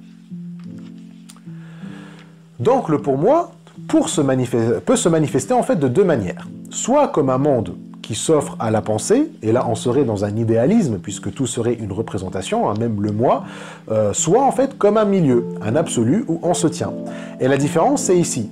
Penser le monde et se tenir dans le monde, c'est deux choses différentes. Penser le monde, c'est l'aborder par ces objets déjà travaillés, mais s'y tenir, c'est l'aborder par l'horizon qui ne peut pas être pensé, parce que c'est l'horizon, l'élément qui supporte mon expérience des objets. Le bout de terre qui me supporte n'est pas seulement mon objet, il supporte mon expérience de l'objet, les lieux foulés ne me résistent pas, mais me supportent. La relation avec mon lieu par cette tenue précède pensée et travail. Donc, le pour moi dans la sensibilité conditionne, rend possible l'idéalisme, rend possible mon travail et ma pensée. C'est dans cette manière qu'il est un pour moi, pas comme idéalisme, mais comme condition de mon idéalisme. L'élément, lui, soutient et supporte mon idéalisme, et donc, bien évidemment, il le précède. Le corps, donc, est ma première relation avec moi-même. Ce n'est pas la conscience qui est ma première relation avec moi-même, mais ma sensibilité. Premier contact phénoménologique, c'est la sensibilité, c'est le corps qui se tient avec l'élément. On voit donc à quel point la sensibilité, le corps, diffère de la représentation idéaliste, et qu'en plus, il la conditionne. Comme l'élément conditionne ma perception consciente des choses, mes représentations, c'est le corps qui va conditionner ma pensée, parce que c'est ça, ma relation première avec moi-même. La relation corporelle est une relation directe. La sensibilité n'a aucune ambiguïté dans l'identité puisqu'elle est directe. Elle ne passe pas par un médium, par une représentation. Quand j'ai des sensations, je suis moi. Je suis là dans une position qui localise ma sensibilité. Je suis moi-même, je suis ici, chez moi, habitation, immanence au monde. Ma sensibilité est ici. Il n'y a pas dans ma position le sentiment de la localisation, mais la localisation de ma sensibilité. Il y a donc une autre différence entre le « la » de L-A accent de Lévinas et le « da » de Heidegger dans Dasein. Comme vous savez, Dasein, expression intraduisible aussi, mais si on fait la traduction mot à mot, c'est en fait deux mots, da et sein, qui veulent dire respectivement là et être. Donc le Dasein, c'est l'être là. Mais Heidegger place l'être dans un monde déjà objectivé. Le da de Heidegger, c'est un être qui est déjà en relation avec des étangs et des objets. C'est un être de souci, comme on a déjà expliqué. Or, le da de Heidegger n'est pas la situation initiale, en fait. Effectivement, Lévinas lui a reproché de ne pas prendre en considération la jouissance. Et c'est parce que la sensibilité n'est pas dans le da, mais dans l'élément, l'état de bébé, on va dire. Mais il faut préciser que état de bébé, qui est la formule que moi j'utilise, qui n'est pas la formule qu'utilise Lévinas, ne signifie pas que la jouissance c'est l'instinct. Comme on a dit, l'instinct obéit à la structure biologique, à un système. Or, la sensibilité n'a rien à foutre de l'instinct ou de la survie. Elle inclut des sensations biologiques, certes, mais juste pour les sentir et non pas pour assurer la survie biologique ou un fonctionnement biologique. Donc la sensibilité inclut toutes les sensations et en ce sens, elle est aussi au-delà de l'instinct. Mais comme la pensée arrive après, elle est en deçà de la pensée. Bref, dans la sensibilité, il y a, citation, pas de souci d'être, ni relation avec les temps, pas même négation du monde, mais son accessibilité dans la jouissance. Sensibilité, étroitesse même de la vie, naïveté du moi irréfléchi, au-delà de l'instinct, en deçà de la raison.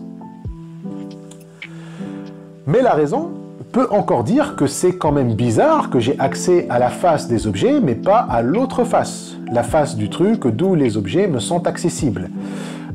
comment quelque chose qui cause les faces des objets n'aurait pas de face ou une face radicalement différente que la raison ne peut pas saisir, alors qu'elle peut saisir ce que cette face est en train de produire. Du coup, aux yeux de la raison, la sensibilité est très ridicule. La sensibilité suppose l'existence de l'élément qui ne peut pas être compris rationnellement, donc la sensibilité semble être irrationnelle, semble être une folie, d'où la méfiance de la raison vis-à-vis du corps et de la sensibilité. Mais la sensibilité, selon Lévinas, n'est ni folle ou une raison aveugle, qui revient à dire qu'elle est irrationnelle. La sensibilité, déjà, est antérieure à la raison, mais elle n'est pas folie pour autant. La sensibilité supporte la raison, enfin, elle soutient en fait la raison, elle est son support, parce que c'est elle qui atteste la séparation du même, en fait. La sensibilité maintient le même, le moi, dans son égoïsme. Ce qui, on a vu, est nécessaire pour que la raison peut faire sa recherche de la vérité. Mais en même temps, la sensibilité ne se réfère pas à la totalité qui vient avec la raison. Le sensible, en fait, se ferme sur la totalité, c'est-à-dire qu'il lui est étranger. Il n'a aucune notion en fait de totalité ou de fini et d'infini, enfin plutôt il se ferme à la totalité. Parce qu'en fait il n'a aucune notion de totalité, il n'a aucune notion de fini ou d'infini, et c'est dans cette ignorance que le moi est lui-même. Il ne connaît rien parce qu'il est dans l'immédiat de la sensibilité, une connaissance sensible qui ne peut pas se réduire à la connaissance de quelque chose. Et donc c'est dans cette ignorance précisément que l'être est vraiment indépendant et séparé. Ne connaissant rien à part ses propres sensations, il est vraiment seul au monde. Mais cette ignorance n'est pas à comprendre comme une pensée qui s'ignore. Ce n'est pas comme « j'ignore à un moment T que Socrate est le nom d'un citoyen athénien, mais à un autre moment je l'ai su ». L'ignorance en fait en général signifie que là, on ne connaît pas quelque chose. On ne connaît pas inconnaissable. Mais l'ignorance ici, c'est plus de l'indifférence, enfin chez Lévinas en tout cas, c'est plus de l'indifférence ou de l'impossibilité de conceptualiser et connaître. L'objet de la sensibilité n'est pas un objet et ne peut pas devenir un objet, donc on ne peut pas parler d'ignorance dans le sens courant, genre une ignorance temporelle. L'élémental serait connaissable, mais la pensée ne l'a pas encore saisi ou expliqué. C'est pas ça, en fait, dont parle Lévinas. La sensibilité, en fait, c'est un immédiat qui n'est pas un immédiat dans le sens d'une pensée qui, pour l'instant, s'ignore ou qui est défaillante ou une pensée inconsciente non plus. L'aptitude de s'en tenir à l'immédiat ne se réduit à rien, ne signifie pas la défaillance du pouvoir qui, dialectiquement, expliciterait les présupposés de l'immédiat, les mettrait en mouvement et les supprimerait en les sublimant. La sensibilité n'est pas une pensée qui s'ignore.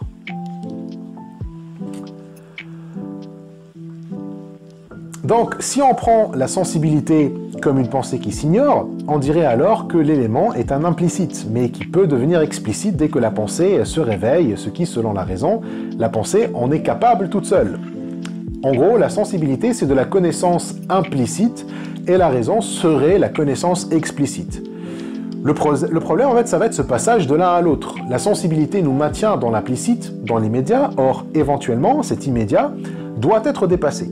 Et Lévinas ne dit pas que la sensibilité est dans la vérité et la raison ne l'est pas ou la raison est inférieure, mais que la sensibilité est nécessaire pour l'extériorisation. Mais comme la raison ne peut pas rendre explicite l'implicite, puisque l'implicite ne se pense pas, ce qui permet ce passage, c'est autrui en fait. C'est le maître qui intervient et qui réveille la conscience, qui évoque son intention. Il ne faut pas oublier que le propos de Lévinas, c'est la transcendance. Donc évidemment, il faut se réveiller à l'idée de l'infini qui est dans la raison. Mais pour ça, il faut quelque chose qui évoque l'attention de la raison. Et c'est comme ça qu'elle se réveille. Seul, en fait, autrui peut faire ça. Il peut provoquer la transcendance du moi, comme écrit Lévinas. Pour passer de l'implicite à l'explicite, il faut un maître qui appelle l'attention. Appeler l'attention, ce n'est pas œuvre subsidiaire. Dans l'attention, le moi se transcende, mais il fallait un rapport avec l'extériorité du maître pour faire attention. L'explicitation suppose cette transcendance. Et donc, Lévinas, en fait, il rejette l'inconscient ou l'idée que la sensation est juste, comme il dit, un îlot qui émerge d'un fond visqueux et obscur de l'inconscient par rapport auquel le conscient du sensible aurait déjà perdu sa sincérité. Donc en fait, la psychologie moderne fait de la sensibilité un acte d'une pensée inconsciente et qui se cache à la pensée consciente. Ce qui dérange Lévinas, c'est que la psychologie freudienne, ou scientifique à son époque, fait de la conscience par rapport au sensible, en fait, un truc qui n'est pas sincère. L'homme, en réalité, aurait des pulsions égoïstes et tabous, la sensibilité est le fruit de ses désirs enfouis dans l'inconscient, et donc la conscience essaierait de faire l'apologie de l'homme, de rationaliser ses actes, mais qui en réalité, c'est de la mauvaise foi. L'homme aurait des motifs ultérieurs, des arrière-pensées que la sensibilité trahirait, des arrière-pensées inconscientes bien sûr, mais des pensées quand même. Mais le problème est là, c'est que la sensibilité serait une pensée qui se cache. Or non, pour Lévinas, si la psychologie veut faire de la sensibilité une pensée, c'est parce qu'elle ne veut pas admettre l'existence de l'élément. L'élément ne peut pas être saisi par la pensée, du coup, il est remplacé par l'inconscient. Certes, l'inconscient n'est pas saisissable non plus par la pensée, mais au moins l'inconscient reste une pensée. Et donc la raison semble alors plus rassurée avec l'idée de l'inconscient plutôt qu'avec l'idée de l'élémental. L'un lui semble plus proche de la rationalité que l'autre. Et la psychologie veut après tout être reconnue comme une science. Si elle examine l'inconscient, c'est que l'inconscient peut être soumis à un minimum de méthodes scientifiques. Et puis Freud lui-même pensait qu'on peut rendre le patient conscient de son inconscient grâce à la consultation, un peu à la Socrate. Donc on n'a pas besoin du maître. Si on peut passer de l'implicite à l'explicite tout seul, alors la sensibilité ne peut pas venir de l'élément. Mais tout ceci réside dans cette obsession de faire de tout vécu inconnu, qu'on a mentionné dans la question tout à l'heure. C'est pour ça en fait qu'on fait de la sensibilité une trahison, une arrière-pensée, un équivoque. Alors qu'en réalité, sentir, c'est précisément se contenter sincèrement de ce qui est senti, jouir, se refuser au prolongement inconscient, être sans pensée, c'est-à-dire sans arrière-pensée, sans équivoque, rompre avec toutes les implications, se tenir chez soi. Donc, rompre avec les implications, c'est précisément vivre. La vie, en fait, s'en fout des implications de ses actes. Son but, c'est uniquement elle-même. La pensée, par contre, est obsédée par les implications parce qu'elle cherche désespérément son inconditionnalité. Elle veut prouver que rien ne la conditionne, du coup, à chaque acte, elle doit se préoccuper de ce que ça implique. Si je ne réfléchis pas sur mes sensations, ça impliquerait que je suis conditionné par l'inconscient. Si je ne réfléchis pas sur mes conditions matérielles, je suis conditionné par l'économie et ma culture. Si je ne réfléchis pas sur mes instincts, alors je suis conditionné par ma biologie, etc. Bref, ne pas réfléchir est un calvaire pour la pensée parce que c'est penser, parce qu'en fait c'est passer plutôt à côté des implications. Mais la sensibilité s'en branle, comme on a dit. Elle peut se passer de la recherche intellectuelle de la conditionnalité. Encore une fois, ça ne signifie pas que la pensée est dans l'erreur. La pensée est bien évidemment inconditionnée et elle le réalise dans la réflexion, puisqu'on a déjà vu que dans la réflexion, en fait, les actes prennent un sens par rapport à l'infini, par rapport à autrui. Et comme autrui ne nous conditionne pas, donc on n'est pas conditionné. Ce que Lévinas rejette, c'est l'idée que ce n'est qu'avec la conscience réfléchie qu'on est inconditionné.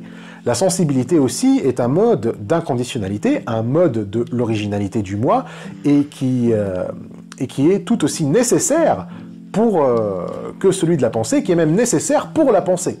Elle est en fait l'expression de l'originalité de la jouissance, en fait c'est ça la sensibilité. Mais dire qu'elle est nécessaire pour l'inconditionnalité de la pensée n'est pas une contradiction, puisqu'on ne peut pas tirer la pensée de la sensibilité, justement. Ce passage, en fait, du sensible au réfléchi, de l'implicite à l'explicite, ne peut se faire qu'avec l'intervention d'autrui. Donc, on ne peut pas dire, en fait, que la sensibilité conditionne la pensée, puisque le passage de l'implicite à l'explicite ne peut se faire qu'avec l'arrivée d'autrui, donc avec ce qui ne conditionne pas, justement. Donc la sensibilité, qu'on peut appeler aussi conscience naïve ou pensée irréfléchie, comme le fait Lévinas, mais comme on l'a expliqué, comme elle est irréfléchie, elle n'a pas de prolongement avec ni la conscience ni l'inconscient. Donc c'est pas une pensée du tout, mais c'est pour mieux en fait illustrer son propos. Il nous dit la naïveté de la conscience se décrivait comme une pensée assoupie, alors que cet assoupissement alors que de cet assoupissement, on ne pourra en aucune façon tirer la pensée. C'est la vie au sens où l'on parle de goûter la vie. Nous jouissons du monde avant de nous référer à ses prolongements, nous respirons, nous marchons, voyons, nous promenons, etc. Donc tous ces actes, en fait, s'achèvent dans la vie parce que la vie, précisément, ne leur cherche pas de prolongement. La jouissance se contente uniquement de l'acte lui-même. Elle n'attribue pas une valeur extérieure à l'acte. Respirer n'est pas jouissif parce qu'il prolonge la vie. Marcher n'est pas jouissif parce qu'il m'amène à un endroit désiré. Le contentement, en fait, c'est ça. C'est se contenter. Se contenter, ce n'est pas chercher plus, ne pas chercher un prolongement. Alors oui, l'homme n'est pas uniquement un être de jouissance et de contentement. Si on le limite à ça, on aura décrit un homme abstrait et pas concret. L'homme concret est aussi celui qui vit en société et qui se représente les choses. La sensibilité serait juste en fait une étape dans son développement, mais une étape indépendante et inconditionnée. Il ne faut pas croire que la sensibilité n'a de valeur que parce qu'elle contribue à la concrétisation de l'homme. Si ça a besoin d'autrui pour être dépassé, c'est qu'elle a sa propre valeur indépendamment du reste. Mais ce passage se fait quand même, de l'implicite à l'explicite. L'intériorité de l'homme dans la jouissance va devenir en fait la conscience d'objet parce que éventuellement l'homme va développer le langage qui lui vient d'autrui d'ailleurs, et avec le langage, les choses deviennent fixes. Quand on attribue des mots à des choses, on les fixe, mais parce qu'en les fixant, on peut les thématiser et surtout les communiquer aux autres. Dans le langage, on a la reconnaissance des autres, qu'il y a en fait d'autres consciences à part moi et avec qui je partage le monde. Donc, dans le langage, on ne fait pas qu'attribuer des sons à des choses, mais on tient le monde en commun. On met le monde en commun. Par-dessus la jouissance se dessine avec la demeure, la possession, la mise en commun, un discours sur le monde. L'appropriation et la représentation ajoutent un événement nouveau à la jouissance.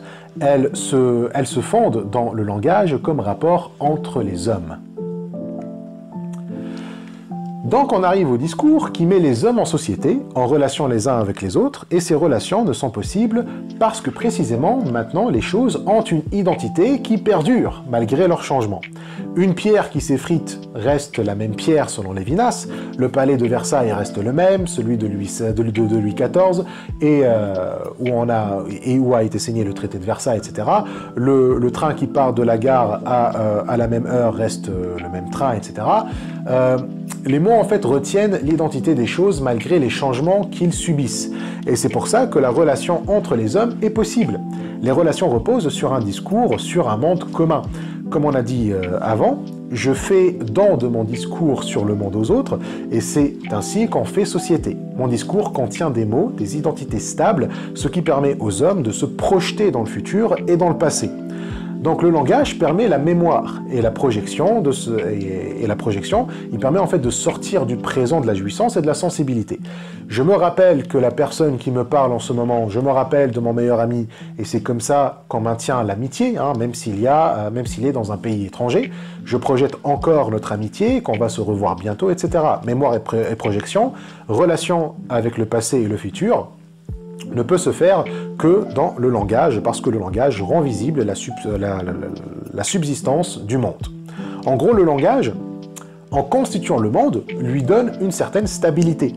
L'identité des personnes et la continuité de leurs travaux projettent sur les choses la grille où l'on retrouve les choses identiques. Une terre habitée par les hommes doués de langage se peuple de choses stables. Mais comment le langage peut fixer les choses ? Pour que cette stabilité soit réelle, il faut qu'elle soit hermétique à l'élément. Or, comme on a dit, les choses retournent à leur état d'élément dans la jouissance. Dépasser la jouissance ne signifie pas qu'on en sort ou qu'on n'y retourne pas. Quand on mange, qu'on soit en fait un bébé ou un adulte, c'est la même jouissance. Donc finalement, l'identité de la chose reste instable et ne ferme pas le retour à l'élément. Et donc ce retour à l'élément est toujours présent, et on peut le voir dans la notion de déchet. Selon Lévinas, la chose existe au milieu de ces déchets. Quand le bois de chauffage devient fumée et cendre, l'identité de ma table disparaît. Les déchets deviennent indiscernables, la fumée s'en va n'importe où.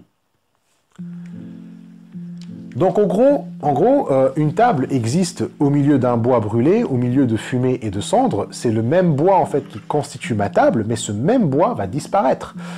Mais ce qui disparaît, c'est en fait l'identité de ma table. Ma table finira aussi en cendres et en fumée, elle retournera à l'élément en se détruisant, mais ce qui disparaît, c'est juste son identité en tant que table. Encore une fois, ce n'est pas comme dans l'Apeiron d'Anaximandre, où les choses disparaissent vraiment, pas juste leur identité. La cendre, en fait, et la fumée renvoient juste à l'instabilité de l'identité de la table. Toute chose qui a une identité existe de cette manière-là au milieu en fait de leurs déchets, elle est indiscernable. Donc ce n'est pas que la table disparaît physiquement, mais que son sens en fait disparaît. La pensée ne peut plus la discerner, elle ne peut plus la cerner dans le tas de cendres et de fumée dans lequel dans lequel elle s'est dissout, et donc du coup en fait la pensée ne discerne plus rien non plus. La pensée a donc besoin d'une certaine stabilité pour pouvoir suivre les objets. Si elle suit les changements, elle va en fait perdre les objets de vue. Elle ne peut donc suivre que ce qui ne change pas en fait, c'est-à-dire ce qui a une identité, ce qui a une certaine stabilité. Ce qu'il lui faut, c'est la distinction entre la forme et la matière. Si la table perd sa forme de table, son identité sera dissoute dans le bois. Impossible alors de voir une table ou une chaise ou même un arbre. Il n'y a que l'élément bois ou l'élément forêt. Ceci, bien évidemment, dérange la conscience qui veut maintenir les formes. Et Lévinas, en fait, fait une référence à Descartes et son argument de la cire. Dans les méditations de philosophie première, Descartes, en fait, prend un bout de cire et l'analyse par ses propriétés. Il a une forme, il a une odeur, il a une couleur, il a un poids, etc. Mais une fois que le bout de cire a fondu, on a une autre forme, une autre odeur, une autre couleur, un autre poids. Donc, si une chose est identifiée par ses propriétés, alors le bout de cire d'avant, en fait, n'est pas le même. Or, pour Descartes, c'est bien le même bout de cire. Sa conclusion, c'est qu'on ne peut pas en fait se fier aux propriétés comme critère de stabilité d'une chose, puisqu'il change et donc on ne peut pas en fait nous fier à nos sens. Nos sens, en fait, nous font croire que le bout de cire change alors que pas du tout. Alors là, Descartes met la forme comme propriété, mais c'est parce qu'il pense à la forme physique, et non pas à la forme idéale ou platonicienne de la cire. Quand Descartes parle de la forme, c'est en fait une propriété matérielle, alors que pour Lévinas, quand il parle de la forme, il l'entend comme le sens donné à la matière, sa représentation en son idée, ce qui donne l'identité de la chose. Mais bien que la distinction entre forme et matière est essentielle pour la constitution des objets, la dissolution de la forme dans la matière l'est tout autant, puisque, comme on a dit, la sensibilité est un mode légitime de connaissance, et qui ne remet pas forcément en cause l'identité des choses. Plutôt, j'en fais l'expérience, mais différemment.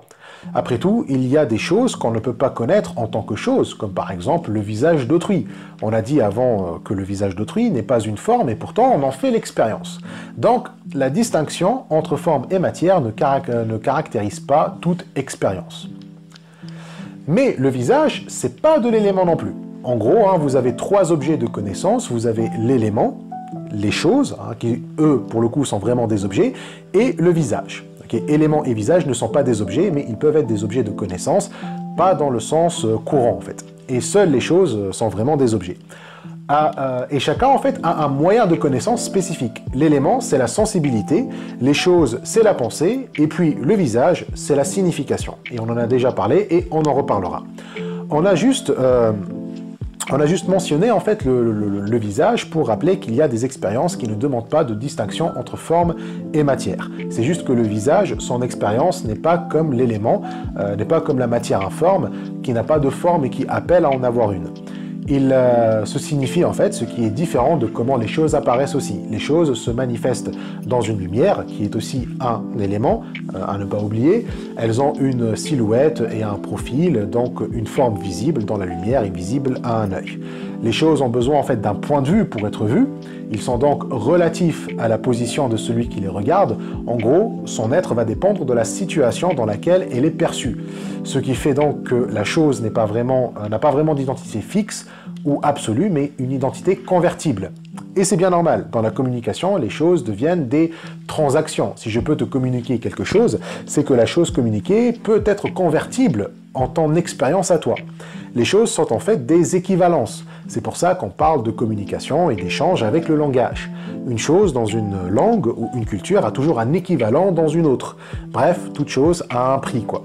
Et c'est ça qui la différencie du visage. Elle n'a pas d'identité à proprement parler. Convertible en une autre, elle peut devenir de l'argent. Les choses n'ont pas de visage. Convertibles, réalisables, elles ont un prix. Elles représentent de l'argent parce qu'elles sont de l'élémental des richesses. Par là se confirme leur enracinement dans l'élémental, leur accessibilité à la physique et leur signification d'outil. Donc, puisqu'en fait toute chose est en réalité de l'élémental, elle garde ce côté de conversion. La table est une conversion de l'élément bois, par exemple. Elles sont, on peut dire, polymorphes parce que leur substance elle-même n'est pas fixe. Elle est élémentale, elle est pure qualité. Et c'est tant mieux. Si l'élémental était du solide, on ne peut pas en fait communiquer ou faire société. Hein, solide dans le sens courant. On dirait en fait la même chose. On dirait tous en fait la même chose et il n'y aurait pas de multiplicité. Le côté fluide des choses qu'il tire de l'élément se retranscrit dans le langage et c'est ça qui permet la relation entre les hommes. Une société ne peut pas exister si on a tous le même langage ou le même discours ou le même point de vue. Donc l'identité qu'on donne aux choses ne doit pas être fixe mais fluide.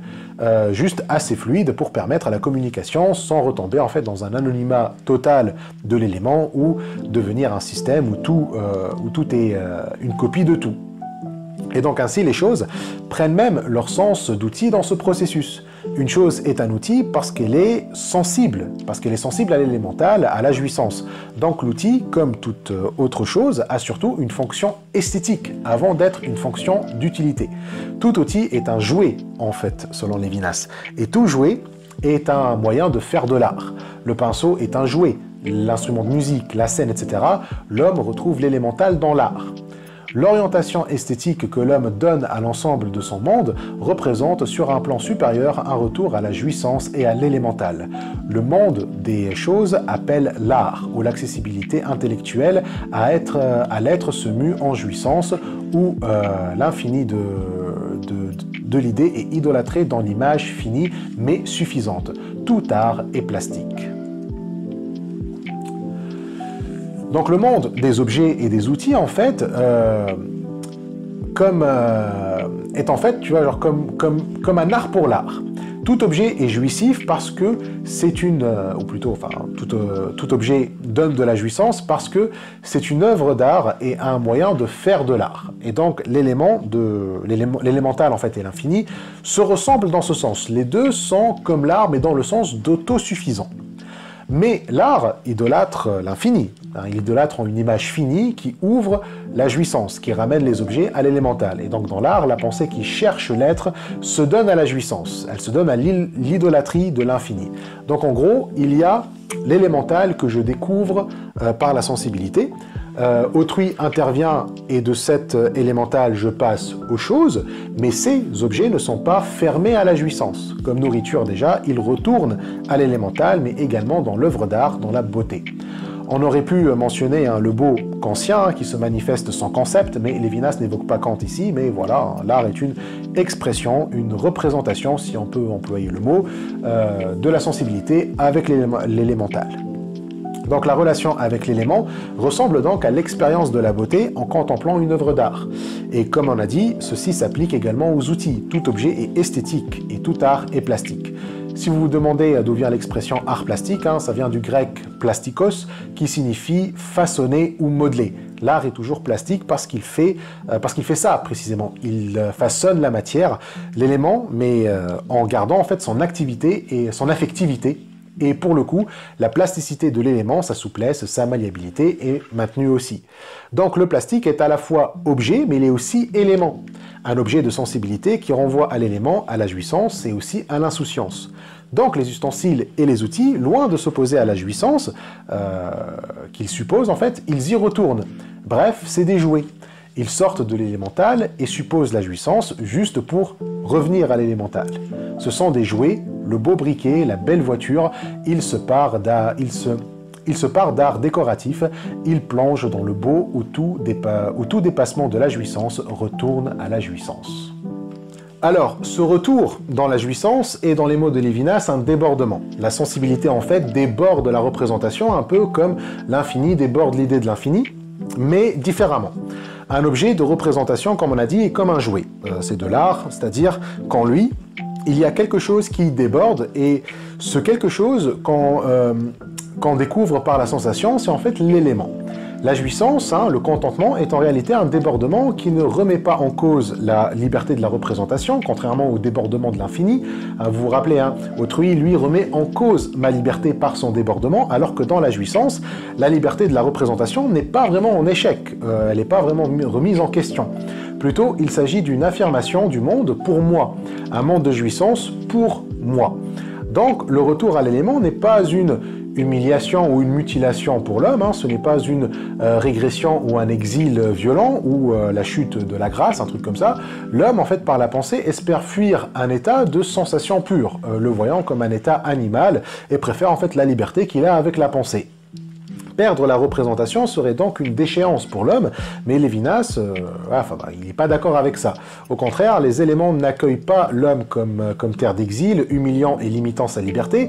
L'être humain ne se trouve pas dans un monde absurde où il serait geworfen, et cela est vraiment absolument. Alors, autre mot allemand que je ne vérifie jamais, alors le geworfen ou geworfen, c'est de l'allemand qui signifie être jeté ou qui signifie seulement chute. C'est un terme d'Heidegger aussi qui met l'accent en fait sur le côté arbitraire de l'existence du Dasein. On est jeté dans le monde de façon absurde parce que c'est aléatoire. On sait pas où on va naître ni à quelle époque, et on va devoir en fait faire avec ce qu'on trouve. D'ailleurs, petite parenthèse. Il y a un philosophe très anti-heideggerien, Ernest Bloch, qui a écrit un livre très important qui s'appelle Le principe d'espoir, et il critique en fait cette notion d'être jeté au monde d'Heidegger. Il trouve que ça réduit la vie humaine à celle d'un chien qui est passivement jeté en fait au monde sans son petit molosse. A dog without a bone en anglais, un chien sans un os, pour accentuer le côté absurde de la souffrance de l'existence. Et petite anecdote, la chanson Riders of the Storm par The Doors reprend en fait cette idée. C'est possible que Jim Morrison a lu Bloch parce qu'il dit Riders of the Storm, into the sword we're thrown, like a dog without a bone. Donc, des motards dans la tempête, dans ce monde nous sommes jetés comme des chiens sans molosse. Donc, des motards qui conduisent dans la tempête, tu vois le côté souffrance et absurdité, le côté arbitraire de l'existence.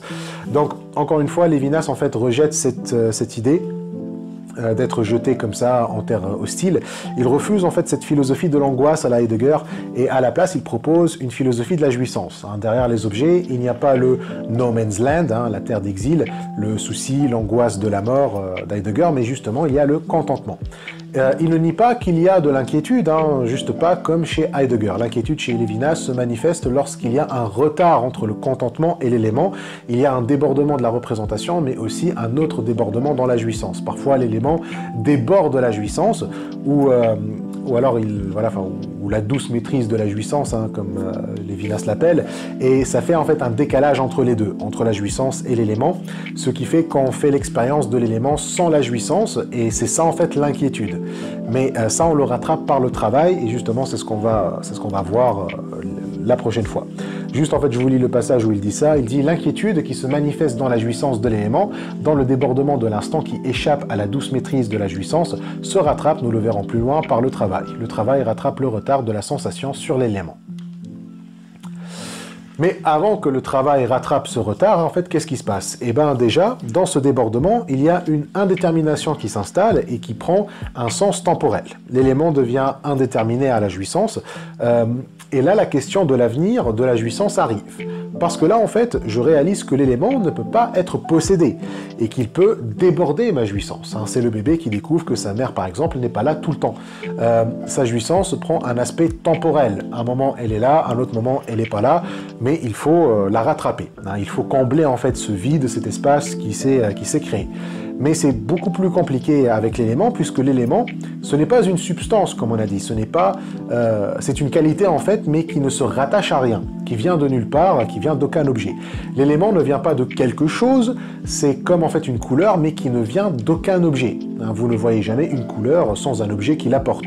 Vous ne voyez pas le bleu, mais vous voyez une toile bleue, ou un écran bleu, ou un mur bleu. Mais le bleu en lui-même, la qualité bleue, ne peut pas être indépendante d'un objet. Et dans l'élément, si. Le bleu du ciel ne vient pas du ciel en fait, mais il vient du rien. La terre solide sur laquelle je prends pied, l'eau de la mer qui ondule, l'éclat de la lumière, tout ça, ne vient pas d'une substance. Il vient de nulle part, et c'est ça en fait qui cause l'inquiétude. Et de là en fait, va venir la notion d'avenir. Ce fait de venir de nulle part, de quelque chose qui n'est pas, d'apparaître sans qu'il y ait rien qui apparaisse, et par conséquent, de venir toujours sans que je puisse posséder la source, dessine l'avenir de la sensibilité et de la jouissance. Et c'est là en fait où commence la représentation, par la représentation de l'avenir. Hein, genre ça y est, c'est comme ça en fait que la représentation commence, hein, c'est dans ce décalage, mais ça, on y viendra encore, hein, ça on n'y est pas encore. Disons que là en fait l'avenir, on le sent plutôt qu'on le représente, on le sent en tant qu'inquiétude, on est inquiet et là la pensée arrive. Là la représentation tente de combler en fait ce retard qui s'est creusé. En fait le travail, la représentation n'est pas vraiment opposée à la jouissance, mais c'est sa continuation sous un autre mode. C'est par la représentation que la jouissance, recourant au travail, redevient absolument maîtresse du monde en l'intériorisant par rapport à sa demeure. Donc, c'est la jouissance qui a recours au travail. Représentation, c'est en fait jouissance plus travail. Et donc, elle tente de redevenir la maîtresse du monde avec une autre tactique que la sensibilité ou l'immédiateté. Elle reprend en fait sa maîtrise en établissant sa demeure où elle peut intérioriser le monde. Quant à l'avenir, il y a en fait la sensation de l'absence de substance. C'est pour ça que l'avenir est toujours incertain, que c'est une insécurité. Justement parce qu'on s'aperçoit qu'on s'accroche à rien en fait, qu'il n'y a pas de substance qui explique d'où viennent les phénomènes. C'est ce qu'on a dit avec Descartes, hein, qui voit les choses qui flottent dans le vide tout à l'heure. Et ça, en fait, il en bave. Il est dans une qualité pure, mais ne trouve pas de substance, il ne trouve pas de quelque chose, d'où en fait la qualité émane. Alors, c'est pas parce que la substance nous échappe, genre elle existe, mais mais en fait elle joue les cachotières, quoi. Non, c'est parce qu'elle n'est pas là, tout simplement. Il n'y a pas de substance, il y a juste un nulle part et c'est tout, voilà. Et c'est là où Lévinas introduit le terme d'apeiron pour parler de ce nulle part. Et le terme apeiron est bien justifié parce que c'est un terme qui ne s'identifie pas. Anaximandre, lui, parlait sûrement d'une substance, hein, mais une substance non identifiée. C'est probablement la grosse différence avec Lévinas. Ils sont d'accord pour dire que c'est non identifié, mais Lévinas n'appellera pas l'apeiron une substance, ou même un sans limite, hein, pour pas le confondre avec l'infini, mais plutôt un nulle part, tout simplement. C'est l'apeiron distinct de l'infini qui, par opposition à la chose, se présente comme qualité réfractaire à l'identification. La qualité ne résiste pas à l'identification parce qu'elle représenterait un écoulement et une durée. Son caractère élémental, sa venue à partir de rien, constitue au contraire sa fragilité, son effritement de devenir, ce temps antérieur à la représentation qui est menace et destruction. Donc voilà ce qui inquiète, c'est cette résistance à l'identification par l'apeiron. Une qualité qu'on ne peut pas en fait identifier, mais c'est pas parce qu'elle est un écoulement et une durée, comme dit Lévinas. La menace du temps n'est pas qu'il coule, mais qu'il menace par la destruction. Ce qui rassurerait la raison avec cette histoire de substance, c'est qu'au moins la substance n'est pas détruite, elle n'est pas fragile comme le phénomène. Si la réalité du monde, c'est l'élémental, une qualité, alors la réalité du monde devient fragile.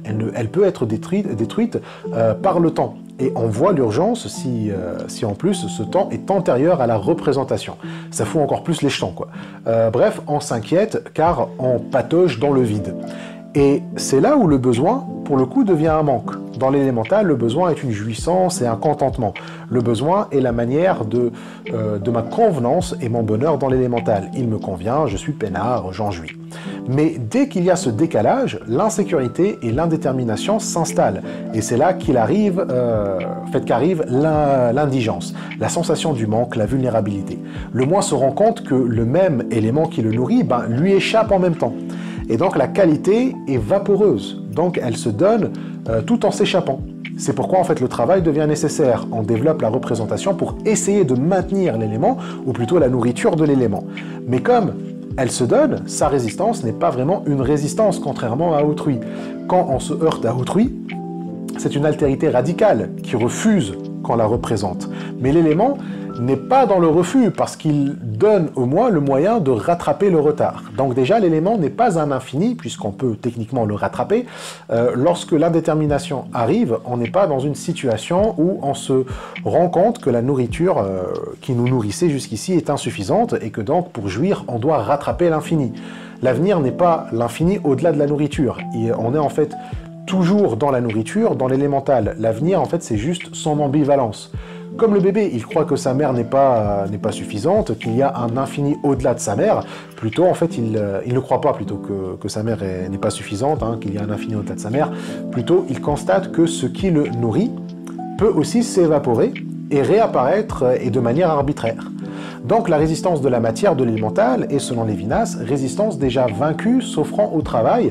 Elle ouvre un abîme dans la jouissance même. La jouissance ne se réfère pas à un infini, au-delà de ce qui la nourrit, mais à l'évanouissement virtuel de ce qui s'offre, à l'instabilité du bonheur. La nourriture vient comme un hasard heureux. Donc le sentiment de non-liberté du besoin viendrait en fait de là. Il vient du fait qu'on ne le maîtrise pas, qu'il est complètement dépendant de l'arbitraire de l'univers.